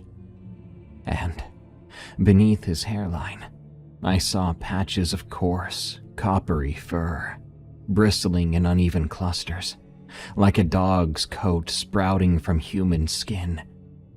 My flashlight trembled as I forced it lower. The jaw. Dear God, the jaw looked elongated, teeth bared in a feral sneer. The entire lower half of his face, from the cheeks down, seemed to be in the process of stretching forward, as if it were mid-transformation. No matter how much I wanted to run, my legs felt anchored. Then, I heard a noise in the corner, a quiet shifting. My eyes flicked there. Something pale moved, large and hunched like a man, but with a muzzle. There was Doghead, fused to the neck of a body. Bryce's body. It was hairless in patches, fresh fur sprouting in others. A pale arm and a twisted paw-like limb. It was breathing in slow rasps, each exhale so reminiscent of those phone calls that my bones nearly turned to water. It raised its face. Or was it Bryce's face? Was it Doghead's face? Or both? And it smiled. God, that smile. That grin was a horrible echo of Bryce's warming smile, the corners of the mouth curling into a parody of comfort. I swear I saw recognition in its eyes, something faint in there that might have been Bryce. But I bolted, stumbling up the stairs, my screams lost in the furious pounding of my heart. If it was coming after me, I did not stick around to find out. I ran straight to my car, the swirling clouds overhead closing in. The seatbelt took 3 tries before I could click it. My hands were shaking just that much. I tore from the driveway, gravel spitting behind me. My mind was a chaos of shock and terror, not sure if I was even seeing reality anymore or some monstrous hallucination. I did what I thought was right. I called the police. They told me to wait at a gas station nearby while they checked. So I did. But an hour later, the officer claimed the basement was empty. No sign of a bracket, no sign of a body, just dust and junk. "Ma'am?" the officer said gently. "Are you sure you saw?" He was just doing his job, probably. But the doubt in his voice made me want to scream. I drove then. I didn't know where. I just left, thoughts reeling with dread, confusion, and guilt. I drove until I found a decent motel and locked myself in a room, and I lay awake all night, replaying what I'd seen. My friend's severed head on the wall. Or was he really severed? I recalled that half-formed muzzle, the slow shift of muscle and fur. Something alive, and yet not. Eventually, I made my way home, though nothing felt like home anymore. Sometimes I'd pass a reflective surface and catch a glimpse of something that wasn't quite my face, like a muzzle forming, bridging my nose. Of course, it's just the corner of my eye playing tricks, or so I tell myself. I have no proof of that either, and I have the sense that one night, maybe soon, I'm gonna wake up to find it standing at the foot of my bed, panting softly, copper-brown fur glistening in the darkness. The transformation incomplete, but unstoppable. Maybe it wants a new occupant, a new host. Maybe it just wants me. I still smell burning fur when I switch off the lights. And sometimes in the silence I hear that sound again. The deep rasp of a dog's pant. It's close enough that I feel the exhalation on my neck. I flick on the lamp to reveal an empty room, but emptiness isn't comfort. Not anymore.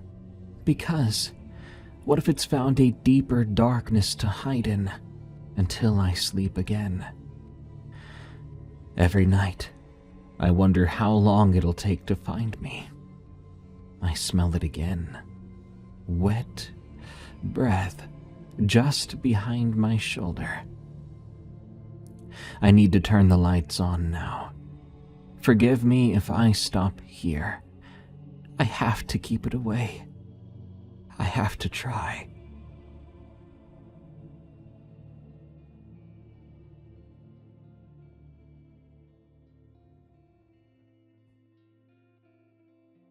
This story gave me goosebumps. I've been sitting on this submission for a while. Some stories people send me are badly written and are unusable, but this one was the opposite. It was a bit too well written.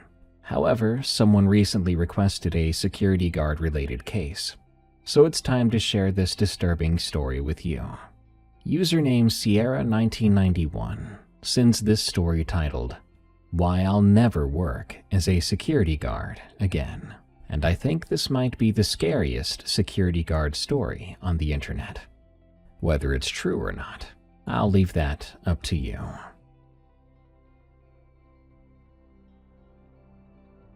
I took the job 3 days after my daughter stopped talking to me. Not because of the pay, though $18 an hour plus free housing was more than I'd seen in 2 years delivering pizzas to people who didn't tip, but because I needed to be somewhere she couldn't call, couldn't text, couldn't show up unannounced and see what I'd become. The ad said live-in security, isolated location, minimal supervision. That last part was what sold me. Isolated, alone. Exactly what I deserved. The facility didn't have a name anymore, or if it did, nobody used it, and no one told me. The property manager who hired me over the phone just called it the site. 40 acres of pine woods 2 hours north of anything worth calling a town, wrapped around a complex of brutalist concrete buildings which had once housed troubled kids. Juvenile detention, the kind of place for kids whose parents had given up. It closed in 2003. Some scandal, the manager said, though he didn't elaborate and I didn't ask. My job was not to know its history. My job was to live there and make sure squatters didn't burn it down before the lawyers finished fighting over who got to demolish it. 4 patrols a night, 10 p.m., 1 a.m., 4 a.m., 6 a.m. Walk through all the buildings, check the doors, document anything unusual. The rest of the time was mine to do whatever the heck I wanted, as long as I stayed on property and stayed sober. The last part I told them I could do. We'd see. I moved in one evening when the light was already going thin and yellow through the pines. The property manager met me at the gate. A kid who was maybe 25 years old, really, who kept the engine running on his Honda like he couldn't wait to leave. He handed me a ring of keys, heavy enough to brain someone with, showing me which one opened the main admin building, and pointing toward a cluster of structures deeper in the woods. "Residential units are back there," he said. 3 of them, A, B, and C. Kitchen and cafeteria are in that long building right there. Your quarters are 2nd floor of admin, just past the old offices. He paused. "You ever do security before?" "Yeah, in the private sector." I lied. I had done loss prevention at a Walmart once, before they fired me for showing up drunk. Close enough. "Right." He didn't believe me, but I don't think he cared. "Cell service is crap out here, but there is a landline in your quarters. Emergencies only. It goes straight to my boss. You got problems, you call. You got questions, well, you figure it out." He put the car in gear. "Patrols start at 10 tonight. Don't skip them. Someone checks the logs." Then he was gone, and I was alone. The admin building was 2 stories of poured concrete and narrow windows, the kind of architecture that looked like it was designed to punish your eyes. It punished the nose, too, because the inside smelled like mildew and old paper, the epitome of decay of abandoned institutions. I found the stairs, metal, echoey stairs, and climbed to the 2nd floor. My quarters were at the end of a hallway, lined with empty offices, their doors hanging open like mouths. The room wasn't too bad. Bedroom, bathroom, a kitchenette with a mini fridge and hot plate, and a desk by the window overlooking the woods. Someone had left bedding and plastic wrap on the mattress, and there was toilet paper in the bathroom, which was more consideration than I had expected. I dropped my duffel bag on the floor. Everything I owned fit in one bag now, and I sat on the edge of the bed. Quiet. Real quiet. The kind that presses on your ears until you hear blood moving in your head. I thought about calling Sierra, my daughter. I'd thought about it every day for 3 days, ever since she'd sent that text that said, "Please don't contact me anymore." Just that. Nothing else. Not even Dad. Just a period at the end, final as the grave. I left my phone in the bag. The first patrol started at 10 p.m., which meant I had 5 hours to get familiar with the place. I spent those hours walking the grounds in the last of the daylight, then into dusk, mapping the layout in my head. 3 residential units behind the admin building, arranged in a loose triangle around an overgrown courtyard. Each one was identical: single-story, concrete block construction, flat roof, small windows set high in the walls, reinforced with mesh that had rusted orange. I tried the doors, all locked. The keys were labeled A1, B1, C1. I picked C unit, closest to my quarters. Inside it was colder than it should have been, and very damp. The air had that closed-up smell, like a basement no one ever opened. The door let me into a day room. Institutional furniture bolted to the floor, a TV mounted behind scratched plexiglass, walls painted that specific shade of beige that's meant to be calming, but ends up being depressing. A hallway ran off from the day room, doors on both sides. 12 rooms total, according to the floor plan the manager had emailed me. Each one had a narrow bed frame, a desk, and a chair. Each one had a door with a small window at face height and a lock that opened from the outside only. I walked the hallway slowly, checking each room through its window. Empty. All of them. There were bed frames with bare springs, desks scarred with initials and profanity carved deep. In one room, someone had written, "I'm sorry," over and over, on the wall in pencil, the words getting smaller and more frantic until they disappeared into the corner. The last room was C7. I almost didn't check it, but something made me stop and look through the window. It was dark. Darker than the others somehow. I couldn't see the back wall. I moved on. At 10 p.m. I started the official patrol. Quarters to admin building, admin to residential units, check all 3, then cafeteria, then back. I carried a flashlight and a clipboard for notes. The rules were simple: document everything, lock everything, and don't screw around. A unit and B unit were fine. Empty, quiet, smelled like must and old radiator heat. C unit still felt wrong. That coldness, that dampness. But I chalked that up to it being on the north side. It would have less sun there. Maybe that explained everything. I noted it anyway. C unit temperature significantly lower than other units. Possible HVAC issue. I then did the 1 a.m. patrol. Same routine. I was getting the rhythm of it now. The way the building settled and creaked. The particular echo of my footsteps on concrete. Normal sounds. Old building sounds. At 4 a.m. I was tired enough that I nearly skipped the patrol. But I thought about that phone call, someone checking logs, so I dragged myself through all 3 units again. Everything was quiet. Everything was still. 6 a.m. was easier. Dawn was starting to gray the windows, making everything feel less oppressive. I finished the patrol, went back to my quarters, and I slept until noon. The first night was done. Easy money. The second night, I started noticing small things. During the 1 a.m. patrol through C unit, I walked into the day room and stopped. One of the chairs, heavy molded plastic, the kind that takes 2 hands to move, had been pulled away from the table. Not by much, just a foot or so, but enough that I noticed. I stood there looking at it, trying to remember where it had been. Was it like that during the 10 p.m. check? I didn't think so. I'd walked right past that table.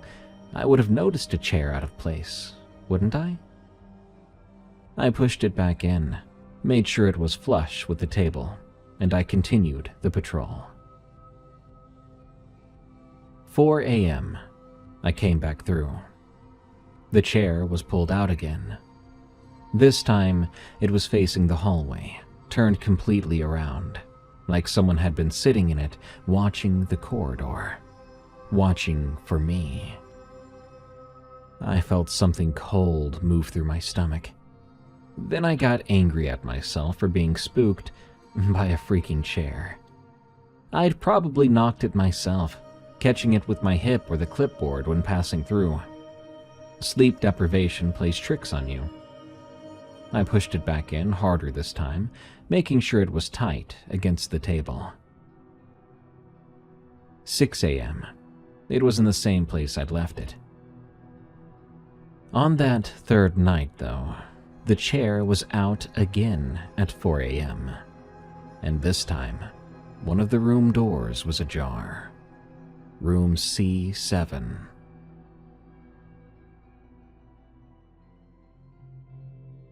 I stopped in the hallway, flashlight beam fixed on the dark gap. The door was open maybe 6 inches. I could see nothing inside, just blackness deeper than the beam could penetrate. I had all the keys. I'd locked every door during the 10 p.m. patrol. I was sure of it. Wasn't I? I approached slowly, that cold feeling back in my gut. The door was solid steel, institutional grade, with a lock that only opened from the outside. There was no way it could have opened on its own. I pulled it wider and swept my light through the room. Empty bed frame, small desk, a chair, window high on the far wall sealed and barred. Nothing else. No one. I pulled the door shut and locked it. Checked the handle twice, too. Solid. Secure. I made a note. C7 door lock may be faulty. 6 a.m. The door was open again. Just a crack. I stood there in the hallway, dawn light starting to peek through the windows, and I felt something I hadn't felt in years. Real fear. Not the kind that comes from knowing you've screwed up. I was used to that. The kind that comes from knowing something is wrong and you can't explain it. I closed the door, locked it, and I went back to my quarters, but I didn't sleep. The fourth night, 2 a.m., I found footprints. I was walking down the C-Unit hallway when I heard it, the slow, rhythmic drip of water. I followed the sound to C7. The floor in front of the door was wet. Not just damp, but wet, puddles of water, and leading away from them were small, barefoot, child-sized footprints. I stood there, my flashlight now shaking in my hand, and I followed the prints with the beam. They led out of C-Unit, across the courtyard, and into the admin building. I followed them like a man in a dream, my own footsteps silent behind me. Through the lobby, up the metal stairs, still wet, still clear somehow, down the hallway past the empty offices. They stopped at my door. 2 small footprints, toes pointed toward my quarters, like someone had stood there, waiting and watching. I spun around, flashlight cutting through the darkness behind me. It was an empty hallway, nothing moving. When I looked back down, the footprints were beginning to evaporate. I watched them disappear, the water seeming to sink into the concrete, leaving it dry, like they had never been there.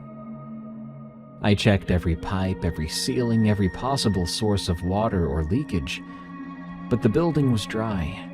There were no leaks and no condensation, no explanation. I went back to my room, and I sat on the bed until my hands stopped shaking. Then I got the bottle I'd hidden in my bag. Just for emergencies, I told myself, and I took one drink, Just one. Just enough to stop the shaking. I only slept a little that night. Night 6, 4 a.m. patrol. The night everything changed. I'd been walking past the rooms in C Unit, doing the quick visual checks through each door's window. Just a sweep of the flashlight, confirming empty, moving on, routine and safe. C7. I stopped there. There was something in the corner. I pressed my face close to the small window, cupping my hands around my eyes. The flashlight beam was narrow, but I could see enough. A shape, human-sized, standing in the far corner facing the wall. Its shoulders were moving. Up, down, up, down. They were breathing. "Hey!" My voice sounded too loud in the quiet hallway. "You need to leave. This is private property." The shape didn't move, and it didn't turn, but it did keep breathing. I tried the door. It was locked. "I'm gonna call the police if you don't say something." Still nothing. Just that steady breathing, shoulders rising and falling. I ran back to my quarters, grabbing the master key for C-Unit rooms. There was a separate one for the individual cells, heavier and much older. 3 minutes, maybe less. I was fast. I ran back, key ready, breathing hard. I unlocked C7 and shoved the door open, then pointed my flashlight up. Empty. Completely empty. Bed frame, desk, chair, but nothing else, no one else. But there was nowhere to hide. The window was sealed, the room was concrete on all sides, and the door was locked. Impossible. I stepped inside, sweeping every corner with the light. There was nothing. My breathing was coming faster now, panic rising. I'd seen something. I knew I had. I turned to leave. The door swung shut in front of me. The lock on the other side clicked. I lunged for the handle, keys in my hand, but the handle would not turn. I twisted it, yanked it, and then the lights went out. I was in complete darkness. But I heard breathing.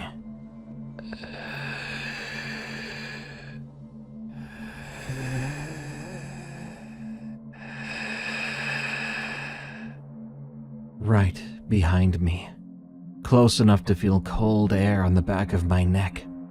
The smell hit me. Standing water, rot, something organic or wrong. I spun around, slamming my back against the door, fumbling for my flashlight. It slipped from my fingers, and I heard it hit the concrete and roll away. The breathing was right in front of my face now, only inches away. I could feel it on my skin, cold, damp. I tried the door handle again, yanking it in pure animal panic, but it didn't give. It was solid and locked. I closed my eyes as the breathing got closer. I knew that something was in front of me so close, it was only moments away from touching me. And just then, the door handle finally turned. I fell backward into the hallway, landing hard on my back. The lights came back on, flooding the corridor. I scrambled to my feet and looked back into C7. The door was wide open now, but the room was completely empty. And even though I had dropped my flashlight and heard it roll across the floor, there it was, perfectly in the center of C7, standing upright on its lens. I ran in, grabbed it, and ran away. I didn't stop until I was in my quarters with the door locked and every light on. I awoke at 3:30 a.m., not from an alarm or any kind of sound. I just opened my eyes in the dark and knew I was awake, the way you sometimes do. My bladder was full, though, and I needed to piss. I got up without thinking, half asleep, shuffling across the cold floor to the bathroom. I did my business, washed my hands. The water ran rust brown for a few seconds before finally clearing. It always did that. I barely noticed anymore. Then I shuffled back to the bedroom, pulling the covers back, getting in the bed, and lying down. The mattress was warm. That thought floated through my sleep-fogged brain without landing. I pulled the blankets up, rolling onto my side facing the wall.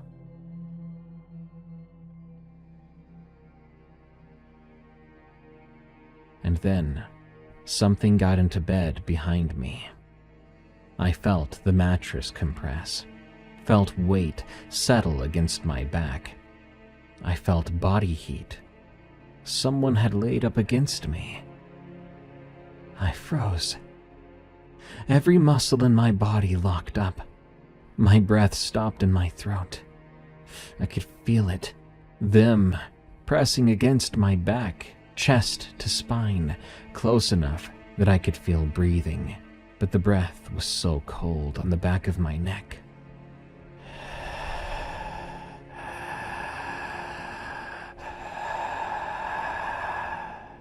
My mind was screaming at me to move, to turn around and run, but my body wouldn't respond. I lay there, like a corpse, eyes wide open in the dark, feeling that cold breathing on my skin. What if I turned around?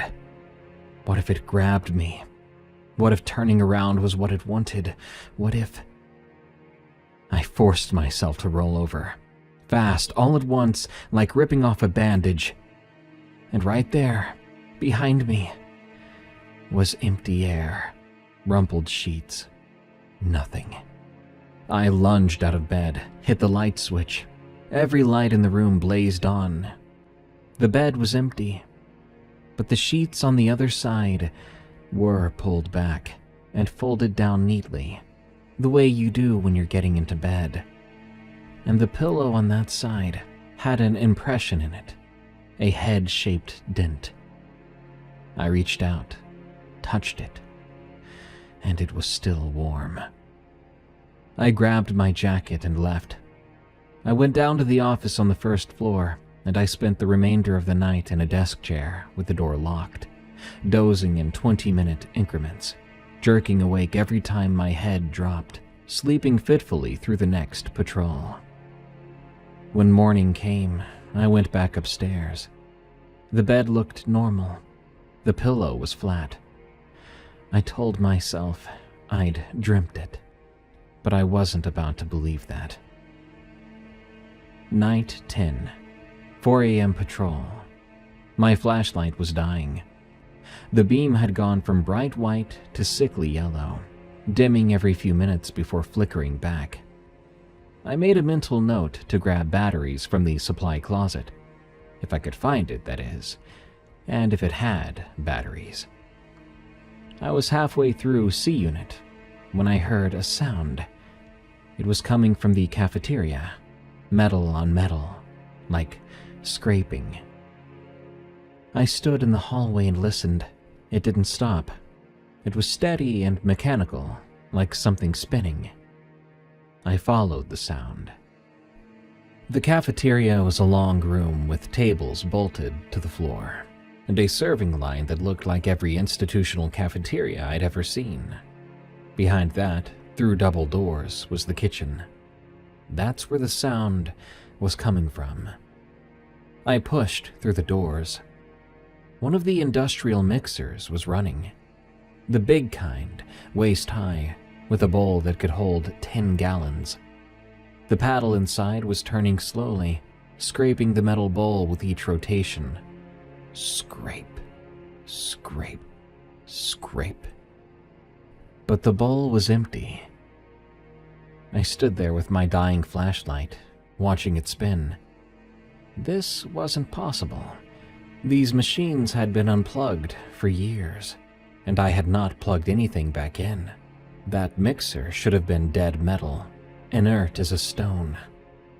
I walked closer. There was the plug, still lying on the floor, disconnected. But the mixer kept turning. I reached for the manual shutoff, a big lever on the side, and that's when I heard footsteps behind me in the cafeteria. I spun around. Someone was standing in the doorway. Small, possibly a child, silhouetted against the dim green glow of the emergency exit light. They were watching me. "Hey, stop right there!" I called out. My voice came out too loud, too sharp. They didn't move or speak, so I took a step forward. I said... Suddenly, they took a step backward, into the dark part of the cafeteria. I could no longer see them. I ran through the kitchen doors, into the cafeteria, sweeping the flashlight through the dark. But all of it, every inch, was empty. There was no one there, even though there was nowhere to hide. When I looked back toward the kitchen, the mixer had inexplicably stopped. I went back over to the mixer, slowly. My heart felt weak, especially when I saw that there was something in the bowl now. Mud, dead leaves, and a piece of fabric. Institutional blue. Was it the color of the uniforms they'd used here? It was torn and stained dark with something that might have been rust. But I didn't touch it. I left it there and finished my patrol like a man going through the motions of being alive. And when I got back to my quarters, I threw up in the toilet until there was nothing left. Day 11. I couldn't take it anymore. I needed to understand, needed to know what this place was. What happened here? What was harassing me, and why wouldn't it leave me alone? I spent the morning going through the admin offices, pulling open filing cabinets that stuck with rust, digging through water-damaged boxes. Most of it was worthless. Old requisition forms and cafeteria menus, some disciplinary reports for staff smoking in prohibited areas. But then, I found the floor plans. Basement level. I'd assumed the buildings were single-story, but there it was on the yellowed paper. There was a basement under the admin building. 3 rooms, labeled Isolation 1, 2, 3. Timeout rooms. Solitary. Where they put the violent ones. I found the basement access behind a locked door near the maintenance closet. The key was on my ring, B-BSMT, stamped in faded letters. If I had looked through my key ring, I would have noticed that sooner. The door opened on stairs leading down into darkness. That standing water smell came back, hitting me in the face, with that organic wrongness I'd smelled before. I descended carefully. My good flashlight, I'd found batteries, cutting a white beam through the black. The temperature seemed to drop with every step. When I made it to the bottom, my feet splashed. The basement was flooded. There was 4, maybe 5 inches of black water covering the concrete floor. It looked thick and oily. There were things floating in it that I did not want to examine. I found 3 doors. Heavy steel locks, small windows at eye level. 2 of them were open, standing ajar in the water. I peered into them.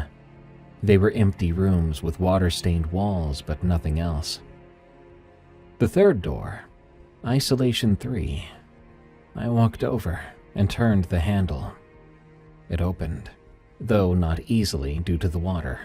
When I pried it open enough to look inside, I saw the inside of the door was covered in scratch marks, deep gouges in metal, dozens of them, concentrated around the lock and handle, like something had tried to claw its way out from the inside. I took a step in, my feet making small splashes in the water. That's when I heard splashing behind me. I spun around, pointing my flashlight. The water was moving, disturbed and rippling outward from a point I couldn't see. Something was in there with me. The splashing got faster, closer. I swept my light across the surface, but found nothing. Just more black water being churned, heading straight for me. As I turned to escape, my feet slipped in the water, and I nearly went down, catching myself on the wall. The splashing was right behind me now. Fast, too fast. Then, something grabbed me by the ankle. Cold and impossibly strong. A hand, a grip like a vice, pulling me down. I went face first into the black water. It was in my mouth, my nose. I could taste metal and rot. I kicked hard and panicked, and I felt my shoe connect with something solid, and the grip released. I scrambled up the stairs on my hands and knees, animal panic driving me. I refused to look back, not thinking, just moving. I hit the door, slammed it shut, and turned the lock. In a second, I heard pounding from the other side. Boom, boom, boom. Angry fists hitting metal. This went on for 15 minutes, all while I sat on the opposite wall, soaking wet, shaking, and listening. Eventually, it finally stopped. Later, still soaking wet, I found an old incident report in one of the filing cabinets. 1987, an inmate named Howell, age 14, had been found dead in the basement drainage system after being reported missing for 6 months. The body was extremely difficult to identify due to how much it had decomposed. The cause of the initial death was never determined. However, the report did not say what he had done to end up in isolation, and it didn't say why no one found him for half a year. Nights 12, 13, and 14, things got worse. Scraping sounds in the walls of my quarters, and a pattern, always sounding like fingernails on concrete. These sounds would move from corner to corner, circling the room while I lay rigid in bed. I could hear footsteps pacing the hallway outside my door, back and forth, never stopping and never slowing down. One time, I watched the door handle turn slowly. Someone was testing the lock. I kept it locked now, always, but I could hear the mechanism clicking, metal on metal. Someone, something, trying to get in. On night 14, I made a mistake. I had been so exhausted, so strung out on sleeplessness and fear, that I stumbled to bed after the 6 a.m. patrol and just passed out without checking the lock. I woke up at noon. My door was wide open. I sat up slowly, my heart in my throat. The hallway beyond the doorway was empty, quiet and normal, daylight coming through the windows. I looked down. Wet footprints leading from the hallway right to my bed. Small, barefoot, and child-sized. They circled my bed 3 times around. 3 complete circles, the prints overlapping. Someone had walked around me while I was sleeping. Then they led back out into the hallway. I got up and I followed the footprints with legs that felt like water.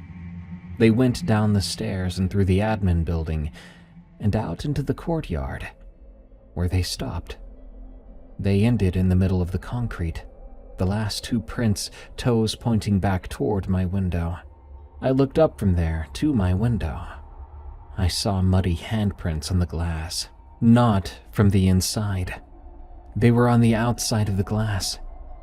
I was on the 2nd floor of the building. There was no ledge, no way to reach that window, nothing to stand or climb on. But there they were, 5 fingers on each of 2 hands, pressed against the glass, like something had been hanging there, looking in while I slept. I tried to leave that afternoon. I got as far as getting into my car and turning the key. But nothing happened. The battery was dead, completely drained, even though I'd driven it 2 weeks ago with no problems. I called the supervisor, leaving a message about equipment issues, car trouble, needing someone to check on the site. But no one returned my call. I tried again the next day, and the next, but I didn't get a response. It really hit me then. I'd been there for 2 weeks and no one had checked on me. Nobody had called. I know the phone worked. I could hear a dial tone on it, but it only went to voicemail. My cell phone had one bar if I stood in exactly the right spot in the courtyard, and even then, it dropped every call.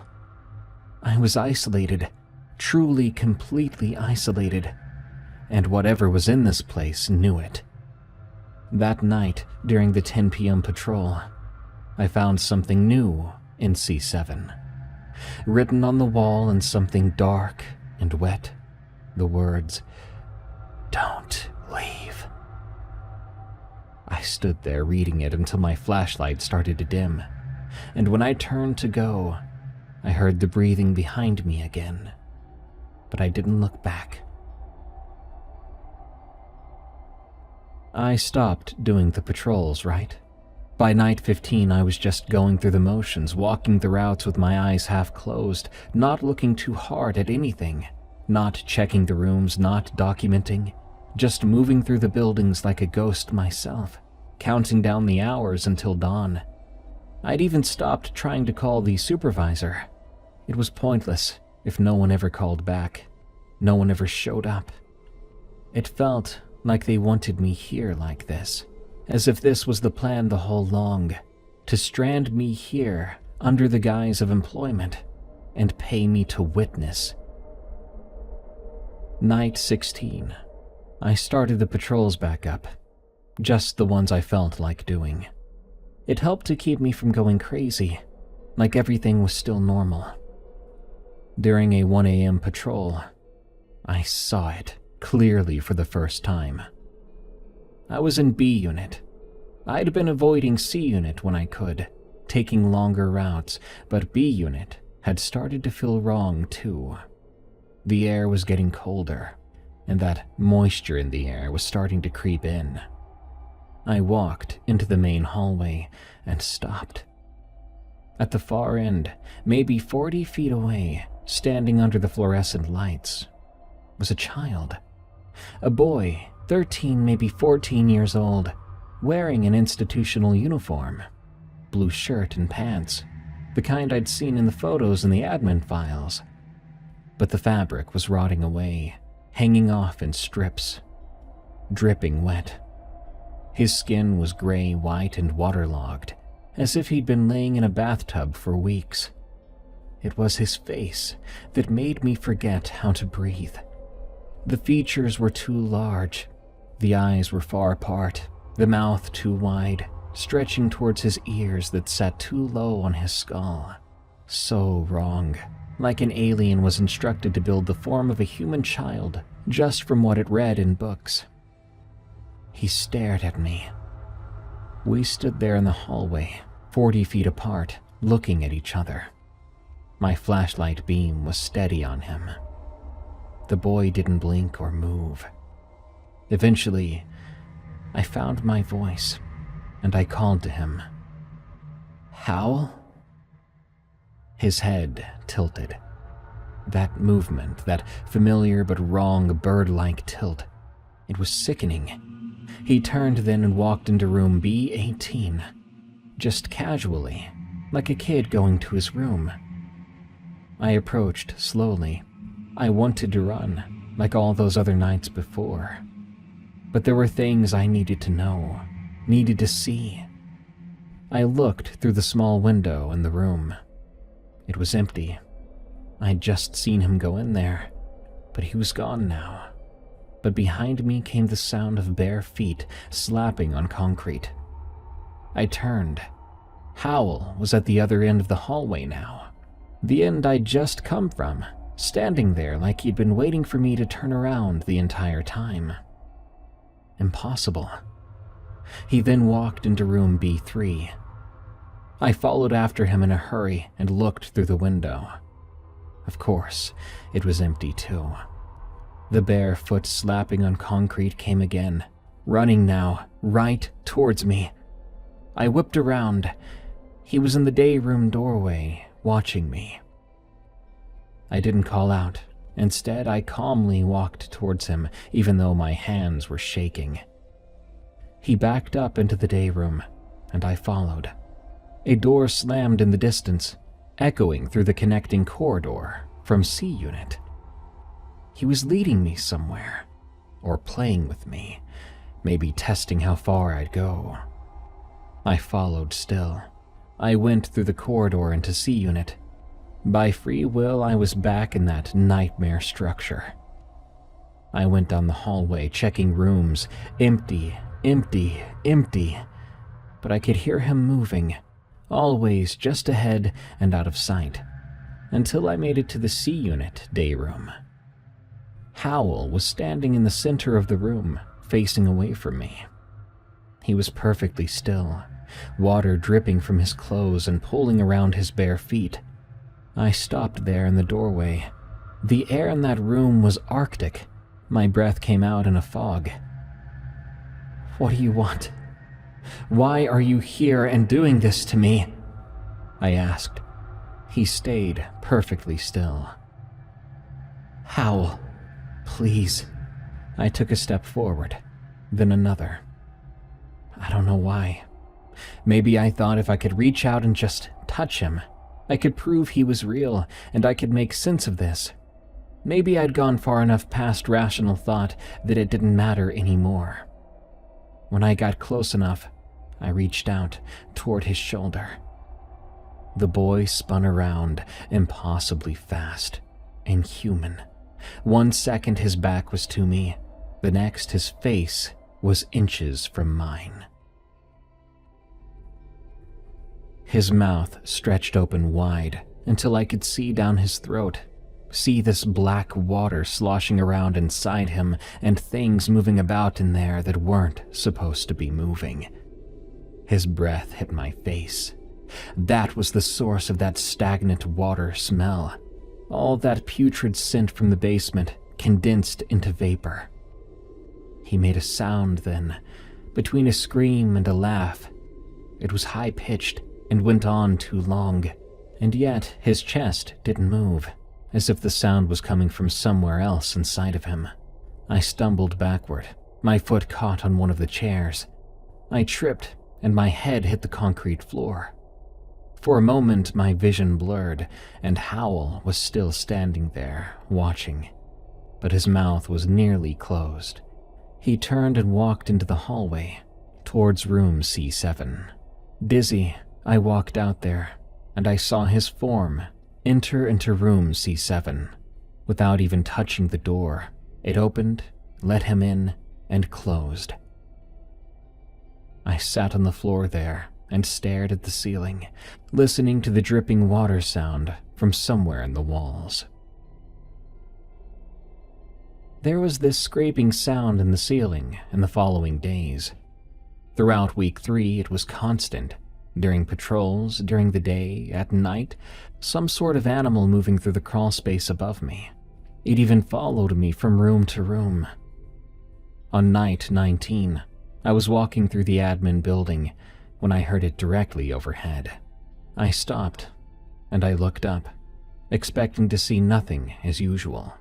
But what I saw was one of the ceiling tiles. It was displaced, pushed up into the side, leaving a gap of darkness. Something scurried through that dark, very fast. I heard it moving through the ceiling space. It sounded like a huge spider had made its home in the ceiling. I decided to follow the noise, through the admin building, into the connector to A unit, tracking it by sound. But it was so fast. If it wasn't so loud, I would have lost it. I chased it into the cafeteria. I looked up and saw yet another displaced tile, and through the gap there, I saw it. Howell's face peering at me through the gap from the darkness. He appeared to be crawling on all fours.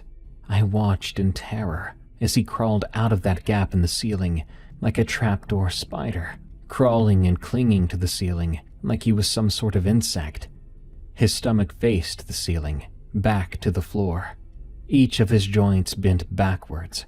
It made me hurt just to watch. But his head, it continuously faced towards me, twisted completely around, looking down. And he was grinning. Black water dripping from his mouth, pattering onto the floor below like rain. Then he scurried away through the ceiling space. I could hear him go, joints clicking and nails scratching on metal ductwork. The sound circled the building, heading toward my quarters. I gave chase again, down the hallway, all the way back to my room. I got the door open and slammed it shut behind me, throwing the deadbolt. The scratching in the ceiling stopped. There was silence for a while. I stood still, breathing hard and listening. Suddenly, from directly above my bed, I heard a scritch, scritch, scritch. It stayed there the rest of the night. I sat in my desk chair with every light on, listening to it move back and forth across my ceiling, and when dawn finally came, it went quiet. I dozed off then. I'm not sure how long I was out. But when I came to, the ceiling tile above my bed had been moved. There was a wet handprint on it. Day 20.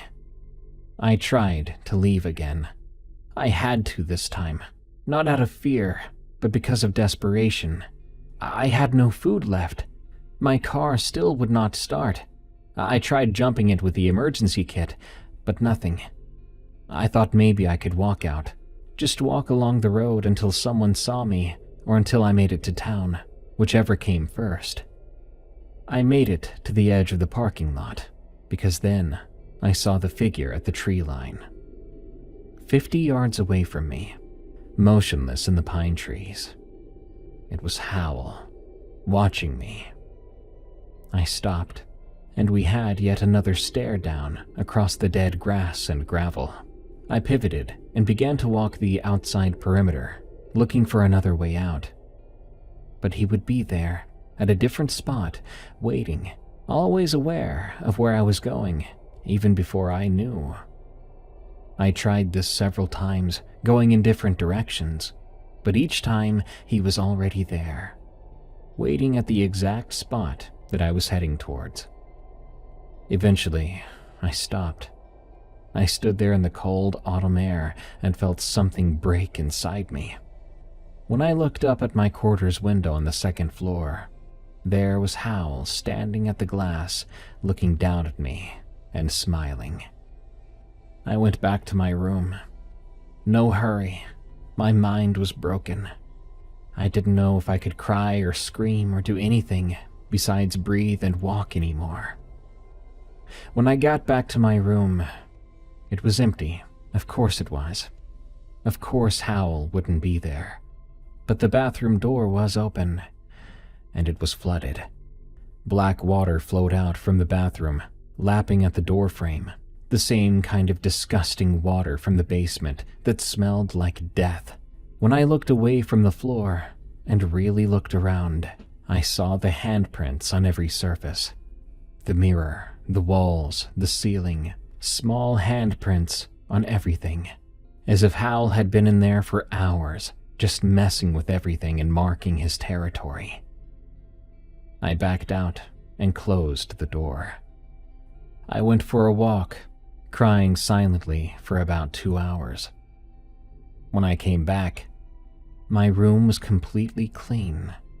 The prints were gone. The flooding water was no longer there. I was going insane. I was on day 21. I'd come here to be alone, to be somewhere she couldn't find me. But I understood clearly then. I wasn't alone here. I'd never been alone here. Tomorrow, I'll try to leave again. Tomorrow I will find a way out, or try to. But deep down, in a place I didn't want to acknowledge, I knew the truth. There may be no leaving for me, and I wondered if it even mattered. Night 23. I decided to end it. Not my life, though I'd thought about that. Lying awake in my quarters while something was scratching at the walls and ceiling. No, I was going to end this, whatever this was. I was going to find Howell, confront him, make him stop, or make him kill me. Either way, I'd be over and done with this. I gathered what I needed: a flashlight, crowbar from the maintenance closet, the key to the basement. It was 2 a.m. when I descended the basement stairs again. That smell hit me like a truck long before I reached the bottom. It was worse now, much worse. The water had risen too. What had been maybe 4 or 5 inches was now waist deep, lapping at the stairs, black and thick as oil. I waded in. The cold was immediate and shocking, driving the air from my lungs. I shone my flashlight across the room until I found Isolation Room 3, the room with all the scratches. I waded toward it, crowbar ready. The water moved around me unnaturally. I could feel small currents pulling at my legs from different directions. It felt like something was circling just beneath the surface. When I got to the door, it was locked this time. I wedged the crowbar into the gap and pulled. The metal groaned and rust flaked away. My hands were already numb from the cold, but I kept pulling until something gave and the door swung open. The room inside was not empty now. It was flooded as severely as the rest of the basement. My eyes landed on a hole in the wall at the far end. The concrete inside had given out due to the water. I saw pale shapes floating in the water, and that same pale color hanging from that hole in the wall. Bones. Human bones. And they were not the size of an adult. I waded closer. In the wall next to the bones that remained there was something else. That familiar blue of the institutional uniform, as well as something shiny attached to it. An ID badge. It was plastic and cracked and yellowed, but still legible. M. Howell, number 1187. That confirmed it. When I read that ID badge, it felt as if a piece of my soul just drifted away from my own body. This was where he died. Howell, where his body had rotted in standing water for 6 months before someone finally found him. Where he'd clawed at the door until his fingers broke and still kept clawing, kept trying to get out. Howell had died alone in the dark. Suddenly, I heard water rushing. It wasn't dripping anymore. It sounded like a pipe had burst somewhere, like a dam had broken. The water level began to rise quickly, up to my chest in moments, then my armpits. I turned from the hole in that wall. My eyes went wide. The door was shut. Somehow, despite all this water, and without a sound, it had shut on me. The light in the room began to flicker before completely going out. The water kept rising. It was to my shoulders now. I had to tilt my head back to keep my mouth above the surface. An emergency light from somewhere above the door outside flickered on, casting a sickly green glow through the window, just enough to see that Howell was in the room with me. He was inches away, rising up from beneath the surface, like he'd been there all along under the water, waiting for me. His face was worse than I'd ever seen it, as if another decade of rot had caught up to him. His skin was bloated on his face, falling off in places, and I could smell it too. Like ancient, rancid corpse, His eyes were completely clouded over white now, but I know he was looking at me. "You stained," he said, with his mouth hanging open, but his lips unmoving. Black water spilled from his mouth. I couldn't move or breathe. The water was now up to my chin. I panicked. I had nowhere else to go. Howell lowered his head under the water and disappeared from view. I felt a hand touch my arm underwater, and it was somehow much, much colder. The water was over my mouth now. I had to stretch, push up as far as I could to keep my nose above the surface. I felt icy arms wrap around me, like the Grim Reaper hugging me, and slowly, I was pulled down under the water. I was going to drown, and I knew if I opened my eyes I would see Howell's face inches from mine, but I did not want that to be the last thing I saw. Suddenly, a powerful current formed in front of me. The water in the room began to flow out rapidly. My body was heaved out through the doorway, tossed into the basement, back in waist-high black water as I choked and coughed up dark liquid. I ran through the admin building, my wet shoes squeaking on the linoleum, leaving a trail of black water behind me. The whole way there were sounds, not footsteps anymore, but a sickening scuttling or scraping sound of bones and joints rubbing against each other. I screamed and ran straight ahead. I ran to the glass doors, out into the parking lot. Dawn was starting to gray the sky. It felt so good to breathe in real air, outside air. I looked back then, finding Howell at the glass doorway. He was looking at me, and he looked so sad. I jumped into my car, and I put the key in the ignition. Before I turned it, I prayed over and over again that it would work. Then, I turned it. The engine roared to life. Without so much as a hitch, I put it in gear and drove out of the parking lot, down the long gravel road and through the pine. I watched the facility in my rearview mirror until the trees swallowed it. I drove for 2 hours, non-stop. I made it back to town, and I found a gas station. I called the property management company from my phone, which now had proper reception. My supervisor sounded annoyed when he answered. I said, "I'm quitting, effective immediately." He didn't even sound concerned. He just said okay, and to mail the keys back to him. That was it. No questions, no worry. He hung up. It's been a year. I have a new job, a new apartment. I live several states away from that facility. I've been doing better for the most part. I'd even called Sierra. She'd been surprised to hear from me. Wary, though, but she'd listened when I said I was sorry, when I said I was trying, when I asked if maybe someday we could talk again. And she'd said maybe.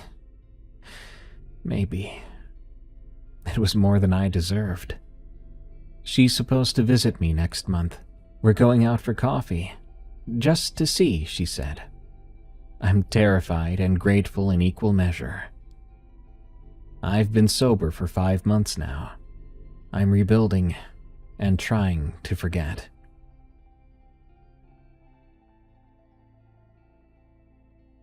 You only have one life to live, and some lives get cut short too soon.